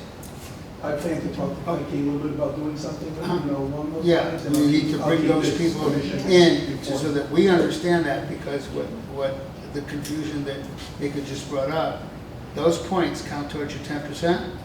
They're only 20 year, they're not 40 year. Those points count towards your 10%, they don't count towards the moratorium. So it gets very complex. It's not gonna be written down. Yeah. Can I tag you for just one more Sure, thing? of course. Maybe we could put it under 6C. Mhm. And that is, as you know, those of us on the committee had to render our email, all of our emails for the purposes of the suit. And we all created separate emails, so that was easier to do, which made it a lot easier. Do you recommend that we should have our new members Oh, yes, by all create means, separate that's more, email accounts? by all means, absolutely. I was gonna get to Haven't that done under that C, already, because but- after 9 hours of So, deposition. and that'll probably be a good place for that. Yes, Okay. that's very important. Huh? 9 hours. 9 hours. Ah, 9 Well, hours. thank you again, and I'm really sorry that I'm leaving, but, It was very much. just 90 hours just to give them the emails. And we've actually covered the impact of the bill, and, we've covered those things, and what it's For going the to be. for the first hour. And the civic involvement, and I do want to cover C and D and review the work, because the people that have served on the housing committee. As far as civic involvement was concerned, can we talk about that a little bit more, what our plans? Okay. Because as we just mentioned, we put on a lot of shows last year, and I think people need information. And so the question in my mind, as I was thinking about it, is just what's the best way, what information do people need right now, and what's the best way to get it to them? Should we have public presentations? Those are harder to put together, take longer to organize and to publish. As you know, there's a lot of information being traded in social media and in public comment, and a lot of it should be nipped in the bud really fast because people are wasting their time A lot of it going is very down, correct, isn't it? going down the wrong roads. Right. So I wonder if there's anything that we can start thinking about doing now to help. And I don't know exactly what that would be. We could have an FAQ thing on our website maybe, or maybe somebody would like to actually write answers to things that are people putting in. I don't, I don't know what to do. yeah, I don't think we can answer the questions. Well, I think FAQs we can do. FAQs, I think we need to work on developing it. That's a good point to have on the website, or to prominently on there, frequently asked questions about housing, and go through the things and answer them right there on the website, even if we answer them, or if we get the planner to answer them, and do a statement like that. But I think that's something we can work on going forward, so the public could be educated a bit more. I mean, Is that like a subcommittee? Is it- Well, yeah, The and- question, is it urgent? And if it's urgent, do we need a subcommittee? Those are the questions. Obviously, I've been thinking about this for 3 months, so Yeah. forgive me.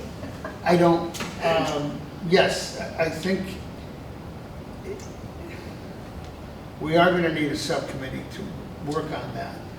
But I think what would be helpful to us, and maybe especially those that are connected to social media in Woodbridge, more maybe than I am. What? I'm not at all. People show me stuff. Yeah, I'd like to see how we gather to see what kind of things they're presenting, which I think that's the best way then to develop what your frequently asked questions are. I see that all the time. Yeah, and if we can find some way to gather that information, that would be very helpful. Yeah. At Woodbridge Community Site, Yeah. Woodbridge, yeah. it's a Woodbridge.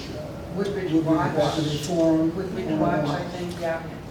There's a bunch of them, there's a lot of There's a misinformation. lot of misinformation. Yeah. So it might be a good way to start to formulate, Yeah. frequently asked questions. Yeah, that would be helpful if, because we have all of our emails. If somebody, can email around what the sites are, or what the sites that they've seen, so that we can all have the ability to do that, so then we can look at those sites. And by doing that, we can develop questions and frequently asked questions and address the concerns that people have.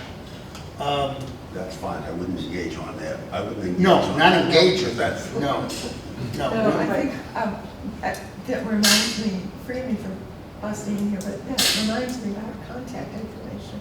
I can't believe I'm taking it up. I'll make a contact sheet for us all, and with our commission emails on it, and telephone numbers and so forth, so if you want to send me those.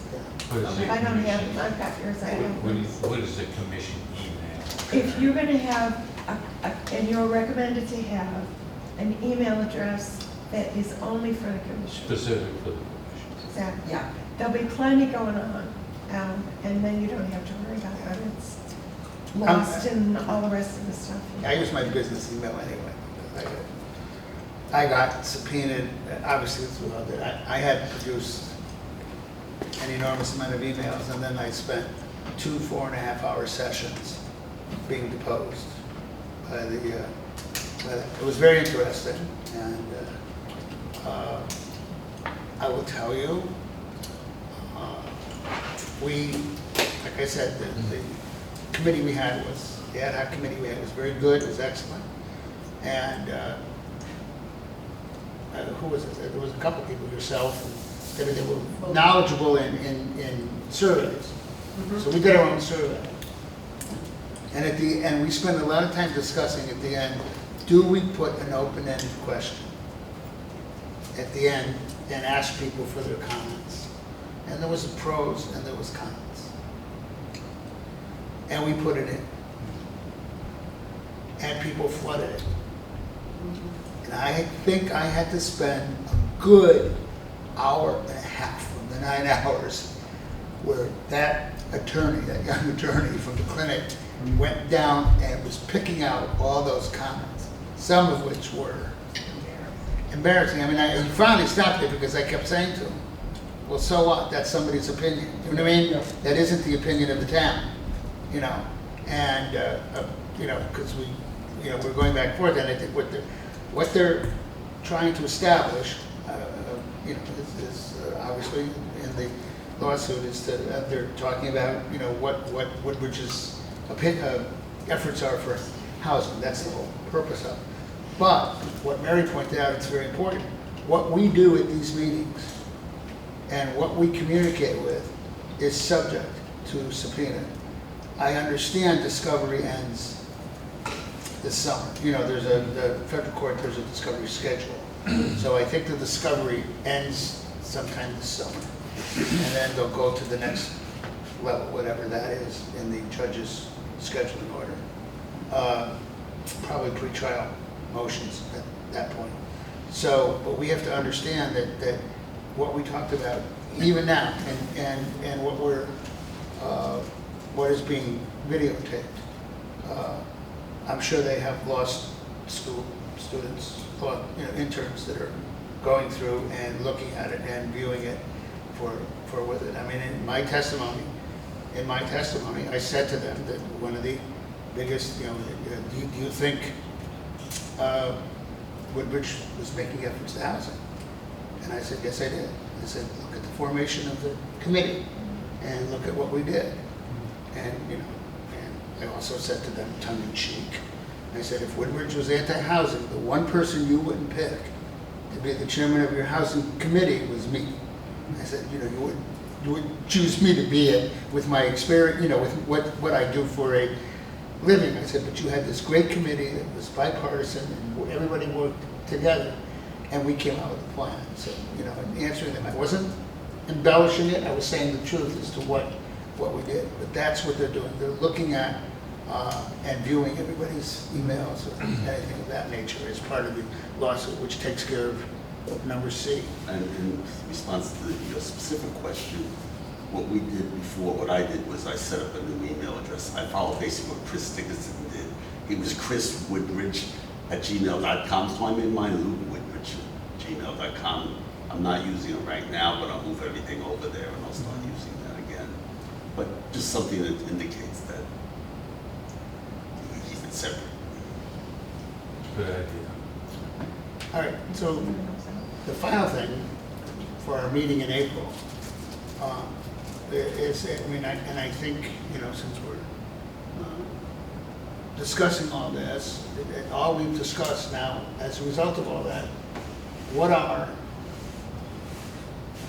the items that we believe we should have on the agenda? And I'm saying, you know, I mean, I think we need to exchange that amongst each other so that the agenda is, at the beginning especially, a compilation of all our thoughts, you know? Because if somebody's gonna come up with something, that's a good thing to put on the agenda, you know what I mean? So I think that, the issue of how to address the public concerns, we talked about frequently, ask questions, is an important item. What other items that we definitely think should be on the agenda? Well, so we'll have some more ideas after the March 25th meeting, Yeah. when you say 2 representatives from Right. our committee.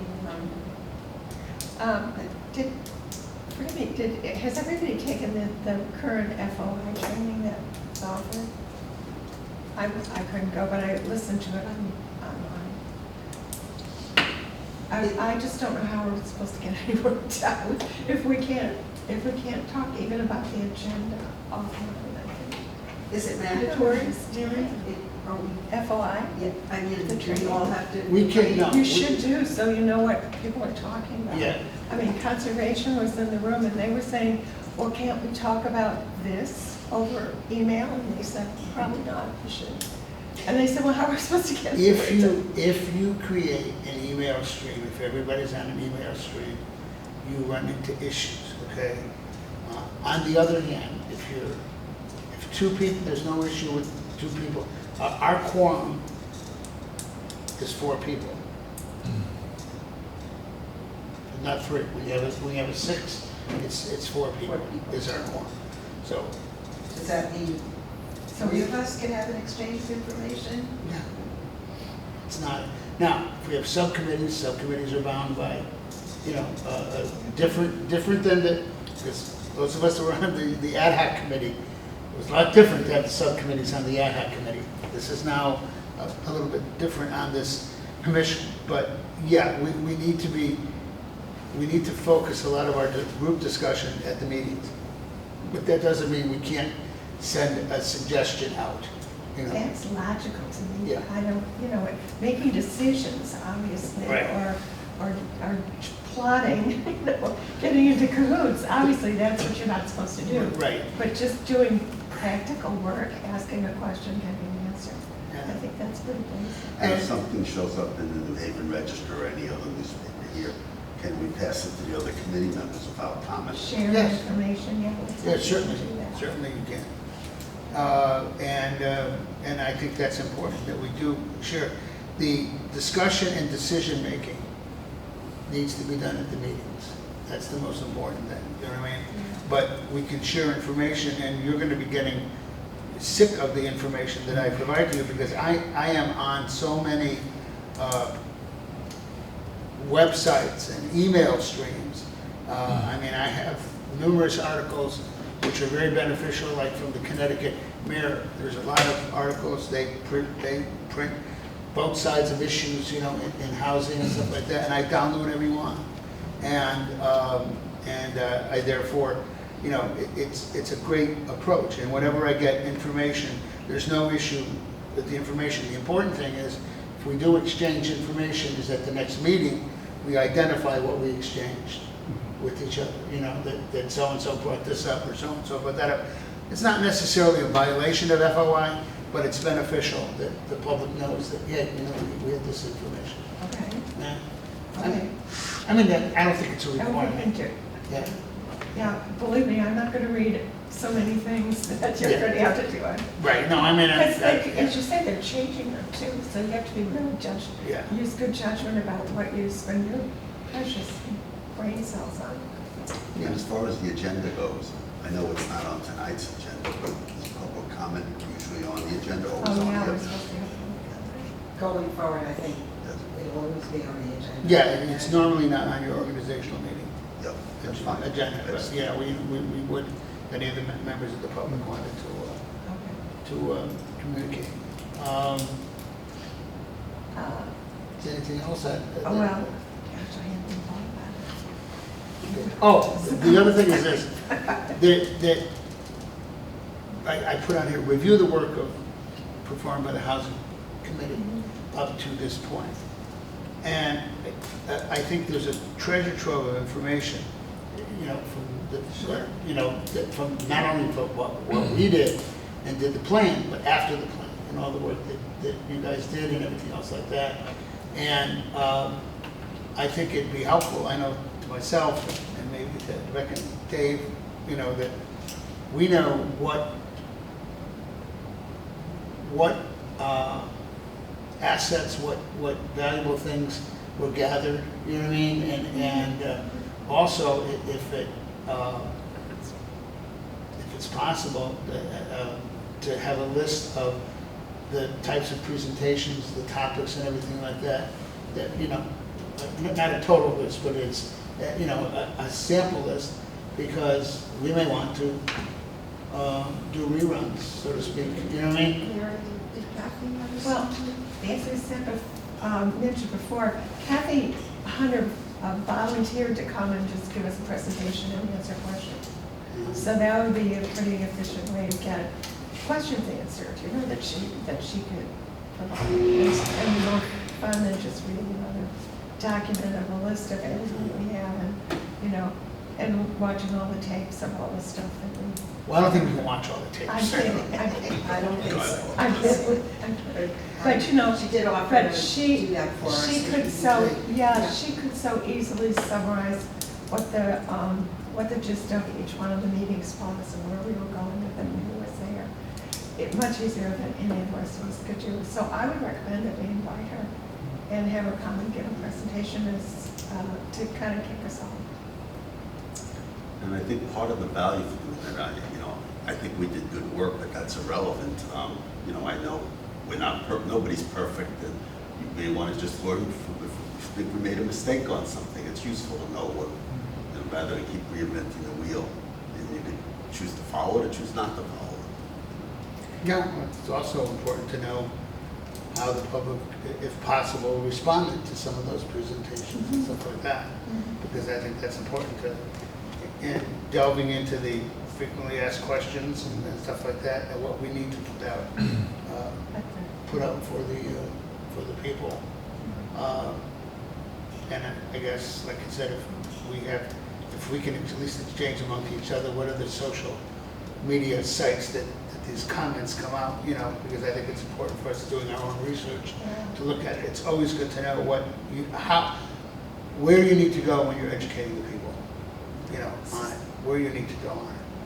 And A good example is the 830G, because there's 830G information in the housing plan, right? Yeah. But people still don't seem to understand how it works and what goes on. the most common misconception of 8-30G, and Excuse me. that was educated the people on 8-30G is on the agenda. The most common misconception is it overrules zoning, the local zoning. Doesn't overrule. What I think of this is, why can't we do this? Why can't the board do this? Why can't people do this? And you can't, because it's against the law. It's easy. Yeah, and it's not, so, for instance, 8-30G, Easy. your regulations are there, Times and it just flips the burden, okay? So instead of the applicant having the burden of convincing the commission, the applicant checks the boxes, fire safety, public safety, other things like that. And once they check all the boxes, the burden then doesn't do it any other time, shifts to the commission. And the commission has to do it. And you see so many commissions who have not been educated properly on it. They sit there and go, well, we don't want it there. That isn't good enough, So one of the best presentations I saw was by the Corporation Counsel of Shell to his commission. in a public meeting. He was trying to educate them because Shelton was very friendly to a lot of developers coming through, but there were other issues, and they ended up getting some 8-30G, including one small one that I filed. And he was explaining to them, and he presented to them the 131 Beach Road Supreme Court case, which was an excellent example to read it. And he was explaining how, if you look at it, even though the applicants won in the end, the opponents, there was the interveners, there was the town had its own set of experts, the interveners had their own set of experts, and it was a battle of the experts on certain issues. And had they been able to, they came very close to reaching a settlement, but they didn't. It ended up going to the Supreme Court, and the Supreme Court ruled in the applicant's favor on that issue. But that is, what it does is it flips the burden. Yeah. But too many times, the commissions sit there and think that their testimony or the neighbor's testimony qualifies it. It doesn't. You need to go out and you need to retain your own experts in that situation. But the burden flips. And as one commissioner said to me, who went to one of the training sessions for zoning commissioners, and he came back and he said, after he had it, he said to me, boy, now I know how difficult your job is with the burden that you have to carry it. Yeah. And that is one of the most, Sure. This new law gives us some more options. yeah. Yeah, there is some flexibility in the 8-30G. Yeah, Not as good as it looks on it's really not very much. first The best way, and this is the best way to get around 8-30J is to develop a housing plan Yes. that works with the developers so that they are willing to come in and build where you feel it's appropriate. And I will tell you this, most of my clients, without a doubt, would prefer doing it that way than with 8-30G.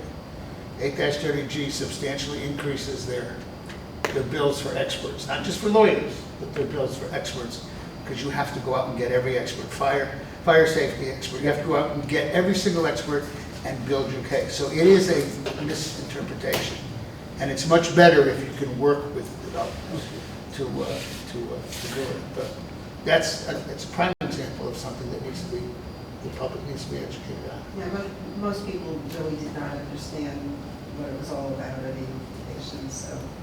So should we try to draft things between now and our next meeting and then review them together? Is that what we're suggesting? I don't think draft things. I think we need to come up with an outline of what we need to do going forward. In other words, we've talked about an awful lot of things. What we haven't talked about is what is the most important step to do next. You know, I think the suggestion of looking at social media and finding out what frequently asked questions can we address is important. You know, and I don't know how many, as we go forward, how many people from the public. I think the suggestion certainly of bringing in Kathy or having, you know, so that we get a list of what's already been done and what do we need to repeat.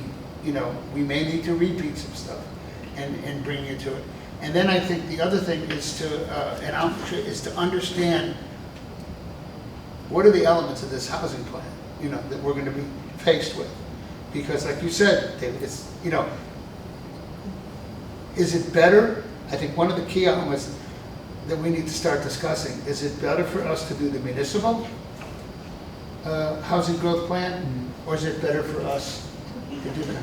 I thought we had to wait for the SCROG and then we made our decision. I mean, obviously That's we want not what I'm reading. prepared to do that, Yeah. but I thought the timing was the time. I've got a timeline thing. Did you see the timeline thing that SCROG sent out? Yeah. That's a yeah. good one. Yeah. Yeah. When was that, Mary? When did that? When did it come out? I'm trying, you know, I can't, there, I was looking for it, couldn't I've find got it. it. I don't know. Yeah, but I don't think,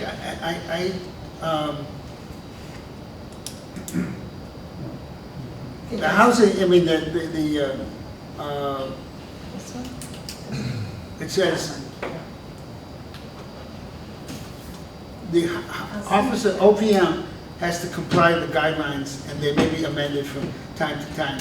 The earliest is 2028, the earliest is 2029. But then when you get into it, it talks about whether or not you want to be a regional housing growth plan or municipal housing. And I asked Nika whether or not they had decided, and it doesn't sound like, they said it's up to us to make a Didn't recommendation. that also mention that, I Swell see will come what up it with is. a, I see what it with a regional plan, and then like 30 days or so Yeah, prior to I it, see. no? I think- Yeah, I think that's what, is. Summer 2027, this is.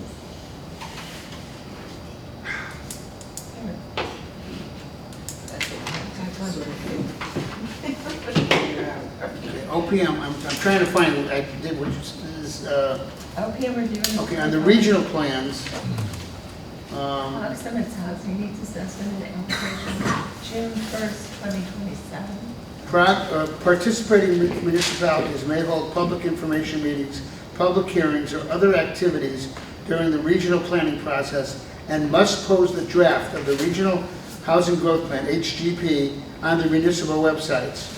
If a municipality chooses to hold a public hearing, the draft regional housing growth plan must be posted at least 35 days prior. Regional HGPs must be approved by each participating municipality, chief executive officer, and planning commission or combined planning and zoning commission. So that's for the regional plans, okay? And then there's a time frame for OPM to respond. But, And then there's an issue, but it doesn't talk about, so we'll get housing growth targets this year, and everything else is next year, right? no, we're at 2029 now. Still- No, I mean just in terms of Yeah. the. And the municipal ones, each municipal must address the housing plan elements. And It's confusing. again, Only, I- I might figure out what you need to.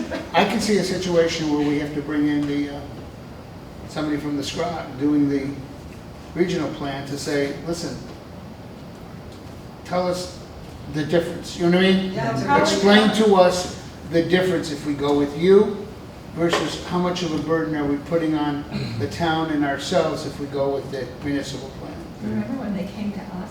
That was before? very early in the housing business. I have this in my second paragraph. Yeah. Yeah, I'll have to look at, it looks like once you go with the regional plan, you're in the regional plan, period.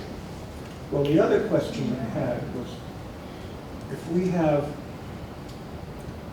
affordable housing, it has to be, deeded affordable housing, it has to be administered by some agency. And are we equipped to do that, or we have to Probably do not. it with Scott? What many towns are doing is telling the developer, you have to have, some towns are forming their own, where they're getting a lot, they're doing their own. Like, for example, in a recent project in Shelton, the entity which turned a 92 unit residence into apartments, and it was voluntary affordable, 20% affordable, and the town said to them, you're going to, right now, you're going to manage it yourself. We may be bringing somebody on board, and they were looking in the town to bring somebody on board. There are companies you can hire to manage. So the client had to go out, and their management company, you know, they had to settle on a management company, and the management company said, oh, no, we're not going to do that. So they had to go to another management company and do that, because the town said, you have to do it. Isn't But that that's what for a big Fountain Street developer, was? right? You know, we're talking about accessory dwelling units, and just for like David, a it's a very duplex. interesting, it's a very interesting thing. One of the proposals, reading about, you know, the increasing the ADUs and making all the ADUs, you know, 80% affordable, okay?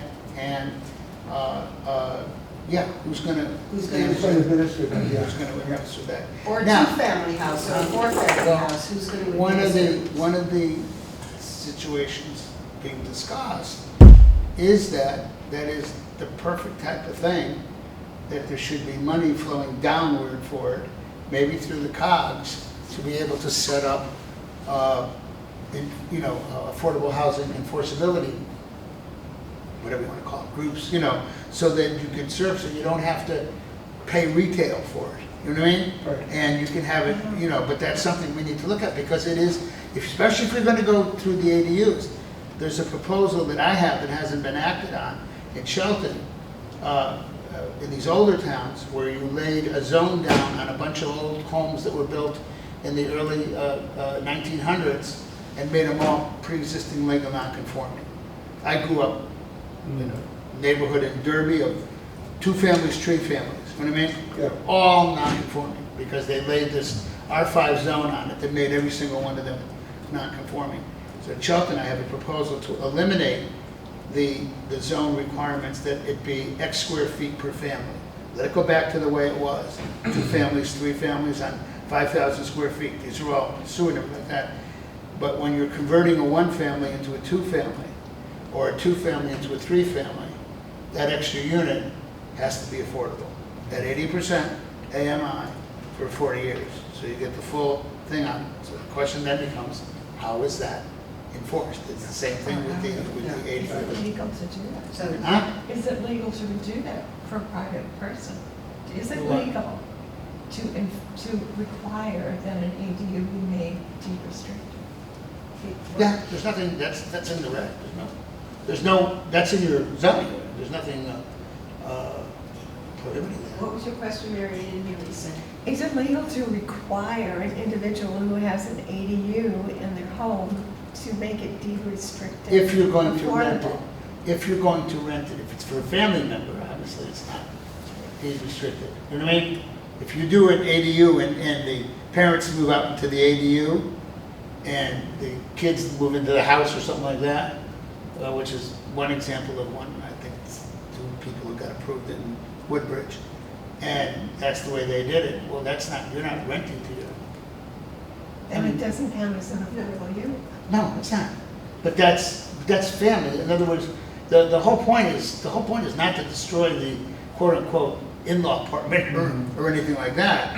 What we're talking about is when you have ADUs and you can rent them, they're a rentable unit. I mean, and if you read through this thing, it talks about, in one of the plans, it talks about identifying rent rooms. Right. Where is it? Somewhere in there, they use the word rental rooms. Right. And, but yeah, this is one of the reasons why in Tim Hollister's analysis of it, he was saying, there's good ideas that just don't, they haven't put enough meat on the bones on it to really explain how you function. But How many deed restricted ADUs do we have in I town? have no idea. No. It's an unknown I don't number, think because a lot of them are, they were never mentioned to anybody. It's not like, not getting a dog license, we just don't talk So- about it.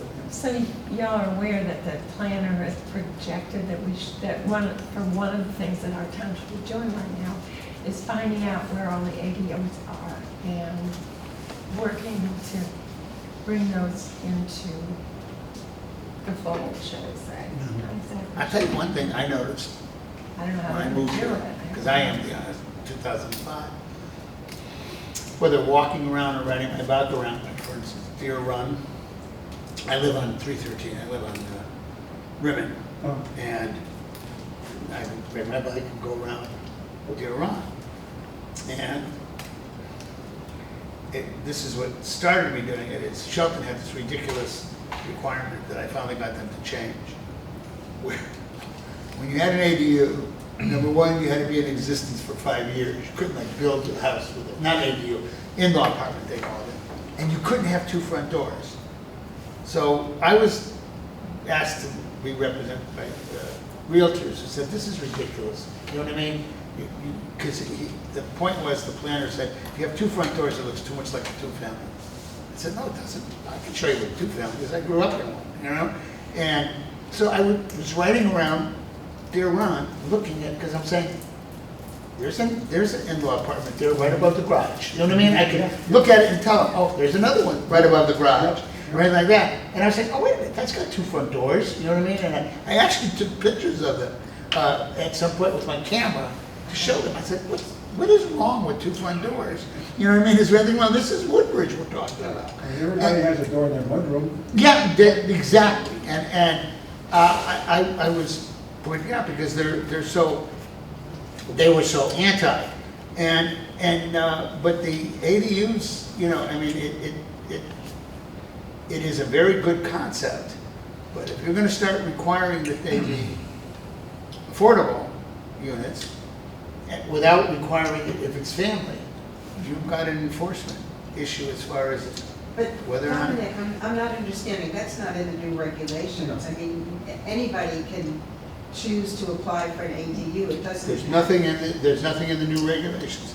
The whole point of the regulation that I'm proposing in there is to give the incentive to the builders to now go in, remove that requirement, make the homes conforming, and say, fine, if you want to turn a 1 into a 2, 1 family into a 2, 2 into a 3, that extra unit's got to be 80% AMI. And one of the commission members is saying, well, can we accept it what do we do if it's a family member? You know what I mean, that you're doing it for? I said, well, you need to write it into the reg, as carefully as that. But then you have to manage that fact. You know what I mean? And it's not, you know, it's nice to write regs, but how do you go out and enforce? You said, it's just my brother-in-law and his wife are going to stay there. So fine, you approve it.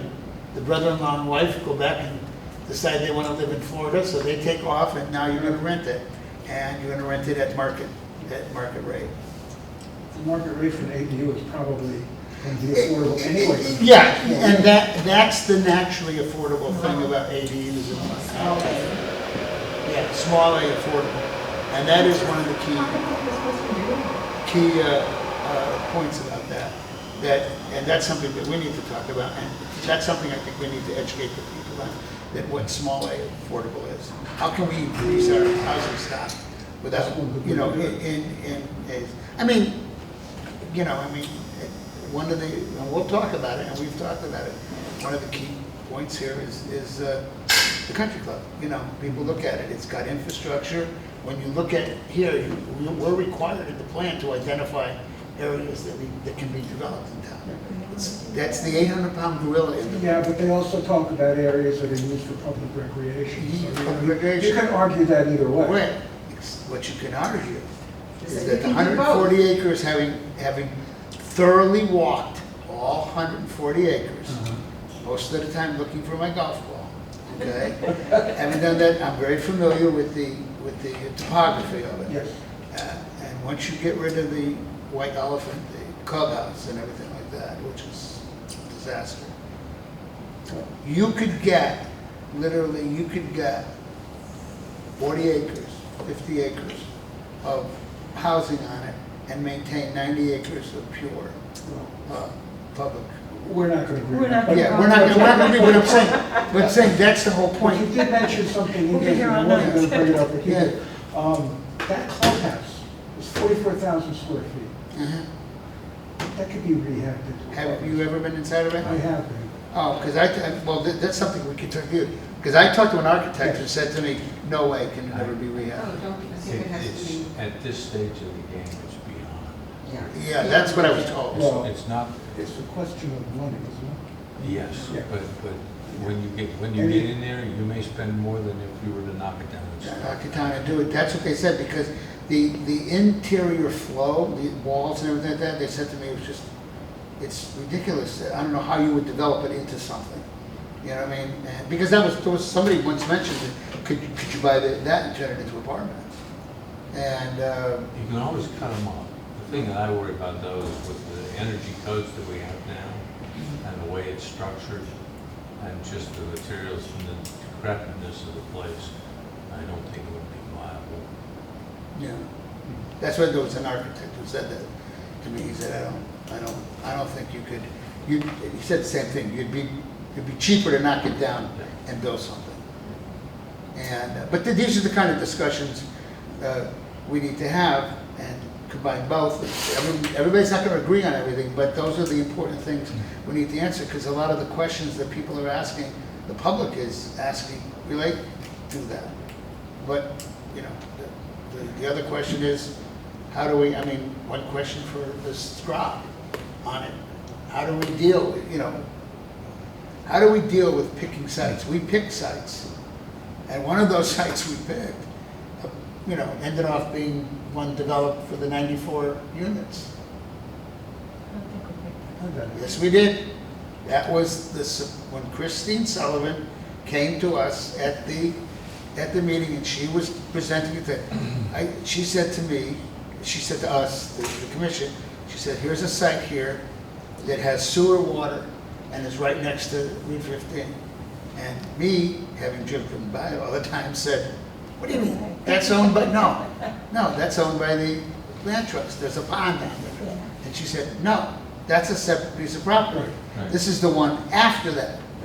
And I shook my head. It's just like the other site that she pointed out down behind where I went to Amity Physical Therapy.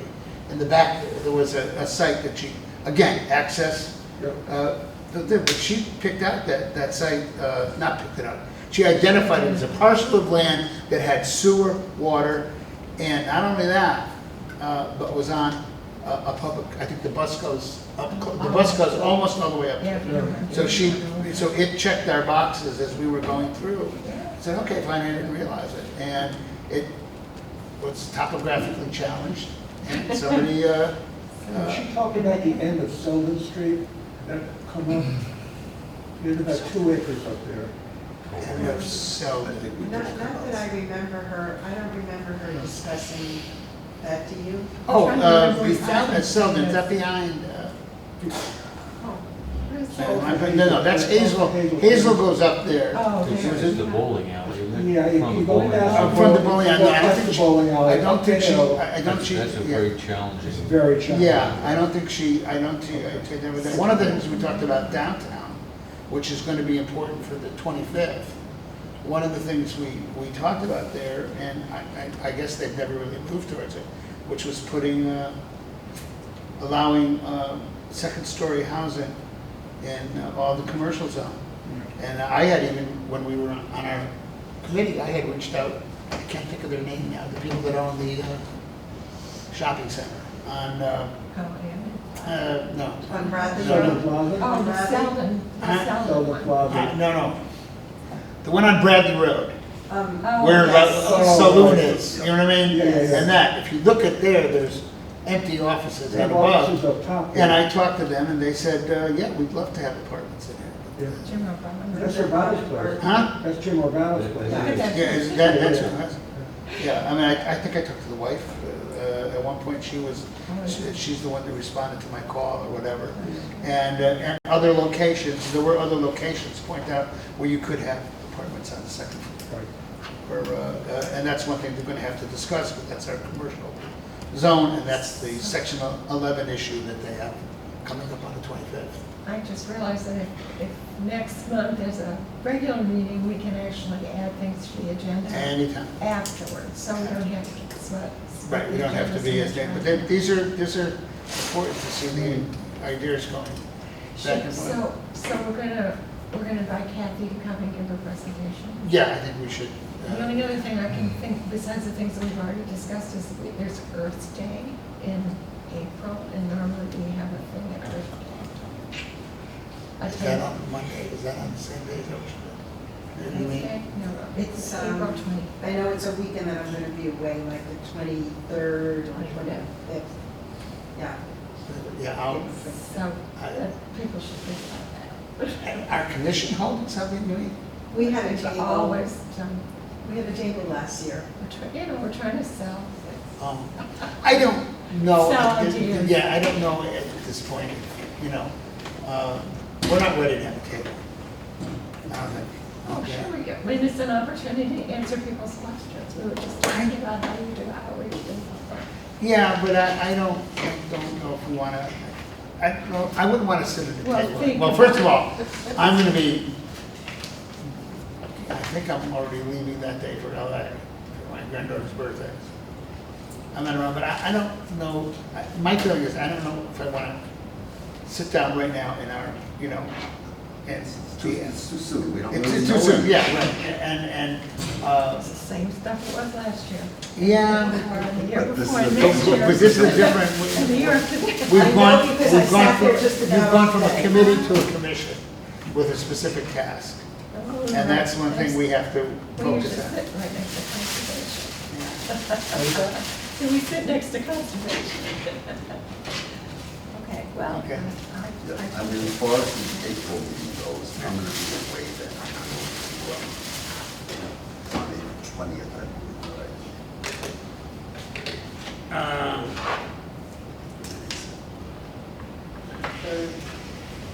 Third Monday. Third Monday. Is April 20th, I'll be in, Oh. April. Oh, okay. I don't, definitely don't want to interfere with that. All right, well, any comments you want or anything you discuss, and then, you know, we'll continue to discuss your thoughts while you're out there. hopefully. Yeah, that's fine. Okay. So, And what's happening on the 25th, next week, next Wednesday? Who are the two that are going to go? I think I could go, I don't have my calendar. I can go if somebody else wants to go. I don't care. But if somebody else wants to go, I'm happy to, for the meeting on the 25th with the TPC, Selectmen, Conservation, Workforce is going to be there. Anybody, by the way, I anybody can go as a public Yeah. member and listen. have had a town company that week, Yeah. which is before, I think it's mostly going to be presentation, frankly. I'd like to go. Huh? Yeah. I think it's mostly going to be presentation. And as you say, we'll have an opportunity to, you know, meet everybody else and say, here we are. But I don't know whether it's, you know, it's going to be. Well, I mean, one of the things you could do in the course of the discussion, one of the things that we pointed out tonight is, and again, it's a little bit wishy-washy as to what the requirements are and what does, what's the term they use? The approval process, definition. Oh, the summary approval. Yes, yeah, summary approval, what does that really mean? And everything like that, but one of the things we need to point out is the Housing Plan Committee came up with and identified the fact that in the downtown residential area, you know, it would be beneficial to allow housing on the second stories of the commercial and to, you know, reach some incentives and you can still set some standards in there, like, you know, it should have standards for off-street parking because we don't have on-street parking, you know, and we don't have any real on-street parking. People still park on street. They have Yeah. parking in the back of the buildings. Huh? They have parking In the back, of the yeah, buildings. yeah. And so these are the kind of things that you could maybe bring up and point out to them that there's already been at least If there's one committee that's looked at it, you know, if there's an opportunity to say that, because that's a pretty quick thing that they have to come up with. And everybody's trying to absorb it, you know, because there are a lot of towns that are sitting back right now and scratching their head and going, Yeah. There are a couple of vacant properties down there too, some for sale. you know. I don't know if we get involved in stuff like that. Well, we wouldn't get involved, but see, that's the kind of thing, if they do that, that's the kind of thing that brings in a developer and makes it, Timmy Hollister's comment is, because it's only 5 to 9 units or 2 to 9 units, is it going to be financially viable for a developer to come in and do it? Really, yeah, even though you're putting that in there.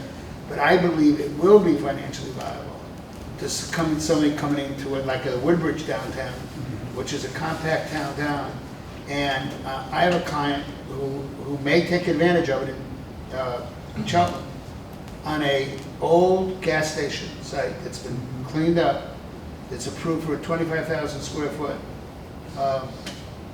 retail building. And it just never materialized. 8 years he's been trying to sell it to a developer and nobody did it. So this other fellow bought it, and we're going in with 5 two-bedroom townhouses. And it looks like we're going into what they call amend the plan development district. But it looks like that regulation may fit, even though it's out on Bridgeport Avenue, and it's on literally 0.7 acre. And it's got sewer and water. So, and you have to have sewer and water. It's 5, Yep. right on the bus line. But downtown does have sewer and water. Huh? Yeah. The I Village mean, district does have sewer and water. sewer and water. I mean, I spoke to a developer and I said, can you actually put up affordable housing and make a profit on it? And he hemmed and hawed, and he said, well, if you put up 3 units and sell them for about $300,000, high twos or 300, yes, it's possible. Right. Yeah.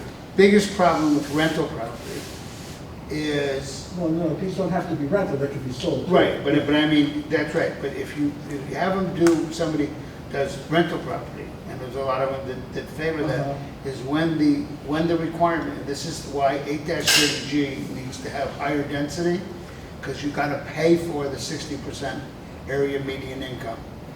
80% area median income could, in certain towns, in certain communities, be comparable to market rate. Mhm. But I don't think Woodbridge is going to be one of those towns where 80% would be comparable. There may still be a difference.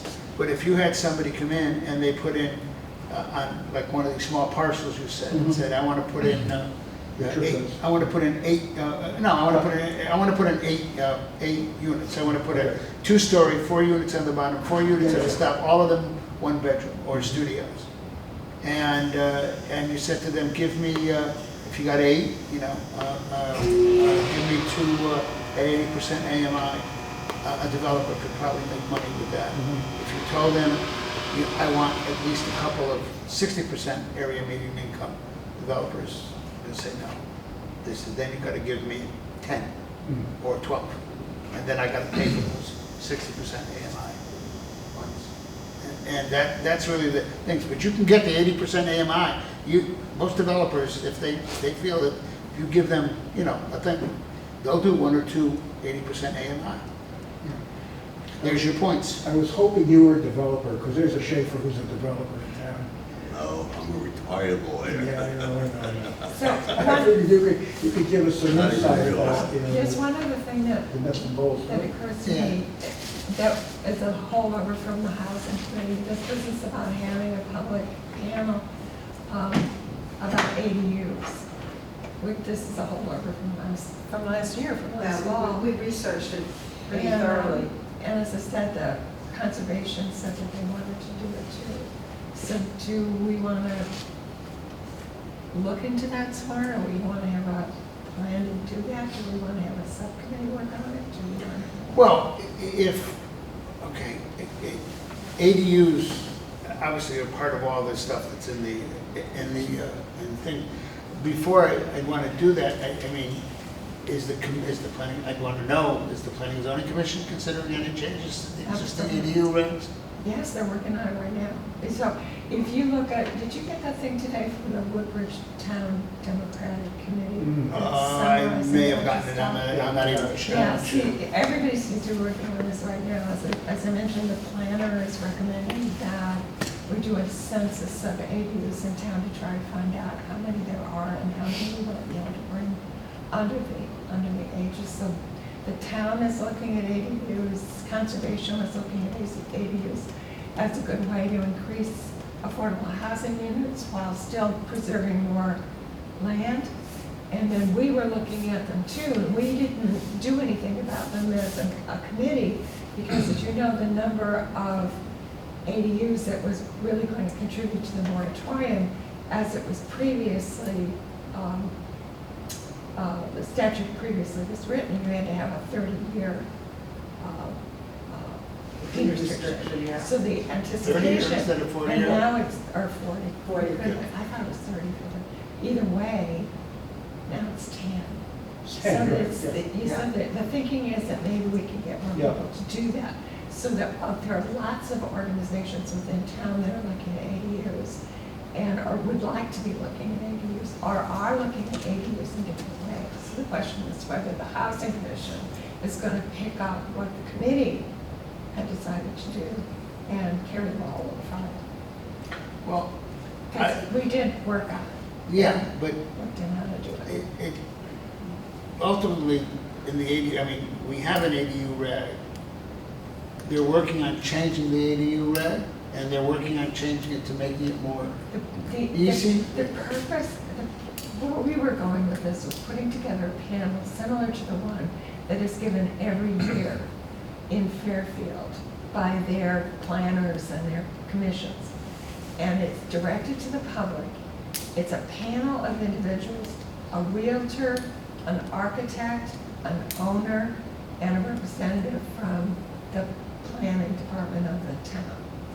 And they show examples, they talk about experiences, they talk about limitations, they talk about money, they talk about market, they talk about a lot of stuff. You can see it, it's online. And they say it's very popular. It said they do it every year because people don't think about ADUs until they think about ADUs, and then they want to have all the information. But it's a way to encourage people to consider it and to understand what the pluses and the minuses are, how much it costs to do an ADU. What do you do about it if you sell your house, whether it's marked in that kind of thing, and what are the rules the planner talks about, what the local regulations are, and how you manage it and so forth. So that's the kind of thing that sort of summarizes all the information that you would need in order to encourage somebody to take on the project. Well, that's something I think, I don't know what else. that's something we need to, in my feeling, and everybody else, that's something we need to coordinate with planning and zoning. If they're doing zoning regulation changes, Even if if they're you're- not, huh? even if they're not. But I want to know what to do, because I understand that they are. I want to know, what are you doing, where are you heading? And their planners should be able to, I mean, we could certainly help them educate the public on ADUs to try to increase the number of ADUs in the town. But I would want to know, well, how are you changing the regs? What are you doing Well, of to course. change? Well, yeah, what are you doing to Of change the course. regs? Are you making it more, affordable? I mean, there are a lot of serious questions about ADUs, and I mean, one of the key questions about it, which is an important housing thing about it, is if you have an ADU in your backyard and you decide to rent it, how are you renting it? Are you renting it for a 1 year rental? And if you rent it for a 1 year rental, what are you gonna do when you sell the house? You That's have kind now a of- tenant, you know, yeah. you have now a tenant. And you go, oh, wait a minute, what do you mean I have a tenant? Yeah, you have a tenant, and now you have a tenant, and they have a lease, and you can't just have them leave, and you're gonna sell the house, and the person goes, well, I want it for my, my mother and father to be in, well, no, you have to wait until they're gone, or you gotta buy them out. And with That's the kind of restrictions question. prevent that from happening too. That's why you don't give them a 5-year lease? Yeah, right, yeah, and well, it wouldn't, Can you sell your house with one?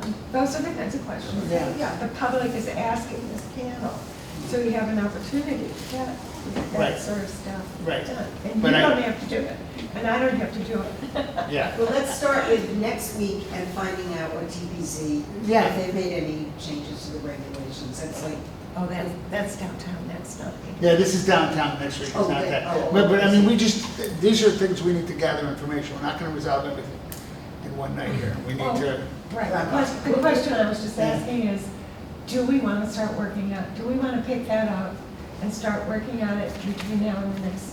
I don't think not. We can talk Yeah, to yeah. conservation and see whether they've done anything and whether they can. Well, we can communicate with them, but I think that if we're gonna, I think we need to understand where we're going at the next meeting. We need to have a discussion, we need to start gathering information on the regional plan versus for our own plan. So we need to do that. As far as that goes, we could certainly reach out to planning and zoning and say, we want to be we would like to be part of the issue on ADUs. We have to do that as a committee as a whole. I mean, We don't necessarily have to do I can reach out to Christine, find out where they're going, and I can also find out if, I guess, it's confirmed that they're using Taish and John Katkowski, who I dealt with and I met with He's the before. partner, the person who's Yeah. actually serving Yeah. us here. Mike D'Amato It's my, okay, I did fire partner, and I can reach out to them and say, hey, we're now cranking up. And one of our concerns is we may look at, the housing committee was working on ADUs, and we may want to get into it. What are you doing? What are your feelings on it? And we'd like to, again, it's part of the thing is, I don't think it's beneficial to have planning and zoning working on it, conservation working on it, and us working on it, not in a coordinated fashion.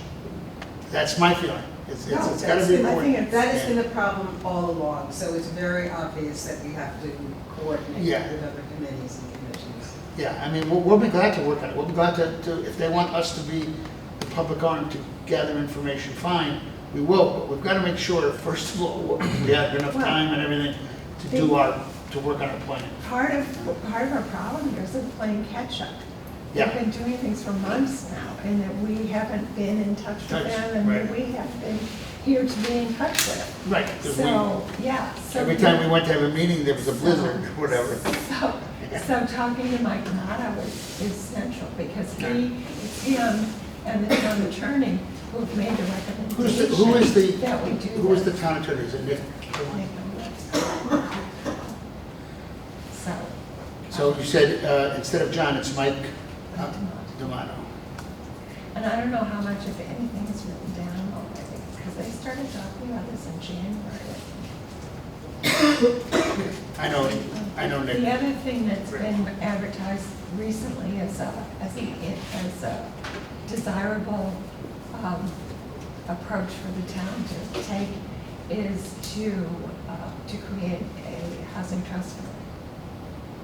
And I think, I can't remember if that came from the public too, there's a common grounds group, they've also expressed specific interest in ADUs and some other housing issues. So these things are coming from different sources, and I was a little surprised to see that the proposal, being proposed by some was that Woodbridge would have a housing trust fund by itself, not to be part of one another. Right. Something that we should need to probably. get, yeah, we need to get more. Everybody needs to know about housing trust funds. Yeah, trust funds and what we need to do with that. I think there's just people, there seems to be, I've seen some, not social media, but in like the Chronicle and other Woodbridge type things, talking about, what we need to do is we need to, after glancing through the statute, the feeling is, we need to go out and do a really serious affordable unit, affordable. So, meaning, well, we need to do one that has 30% AMI. Well, you know what I mean? And it's 100%, 30% AMI. And basically what they're saying is we want to gobble as many points as we can. You know what I mean? In one big Well, that's the thing. most efficient way of doing Yeah, it. yeah. On the other hand, that might not be the best way. Yeah, number one, where are you gonna do it, and, how are you gonna, right, who's gonna pay for it, who's gonna develop it?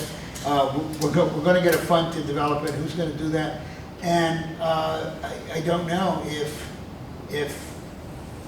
it's very good to take, build a high-density housing and put all 30% AMI in there, you know what I mean? It's not necessarily No, I know.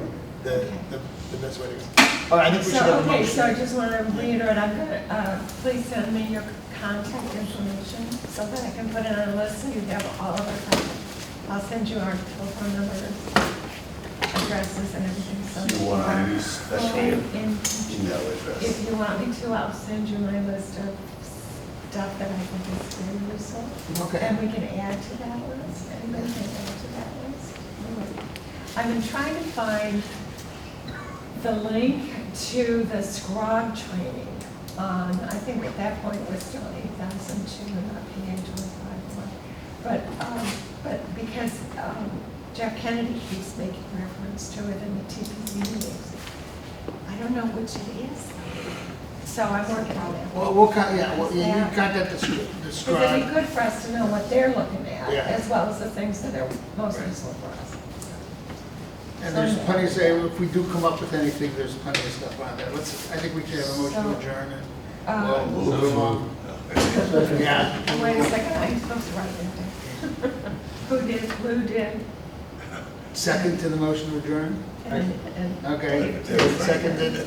All those in favor? Aye. Nobody? Eight, That's unanimous. yeah.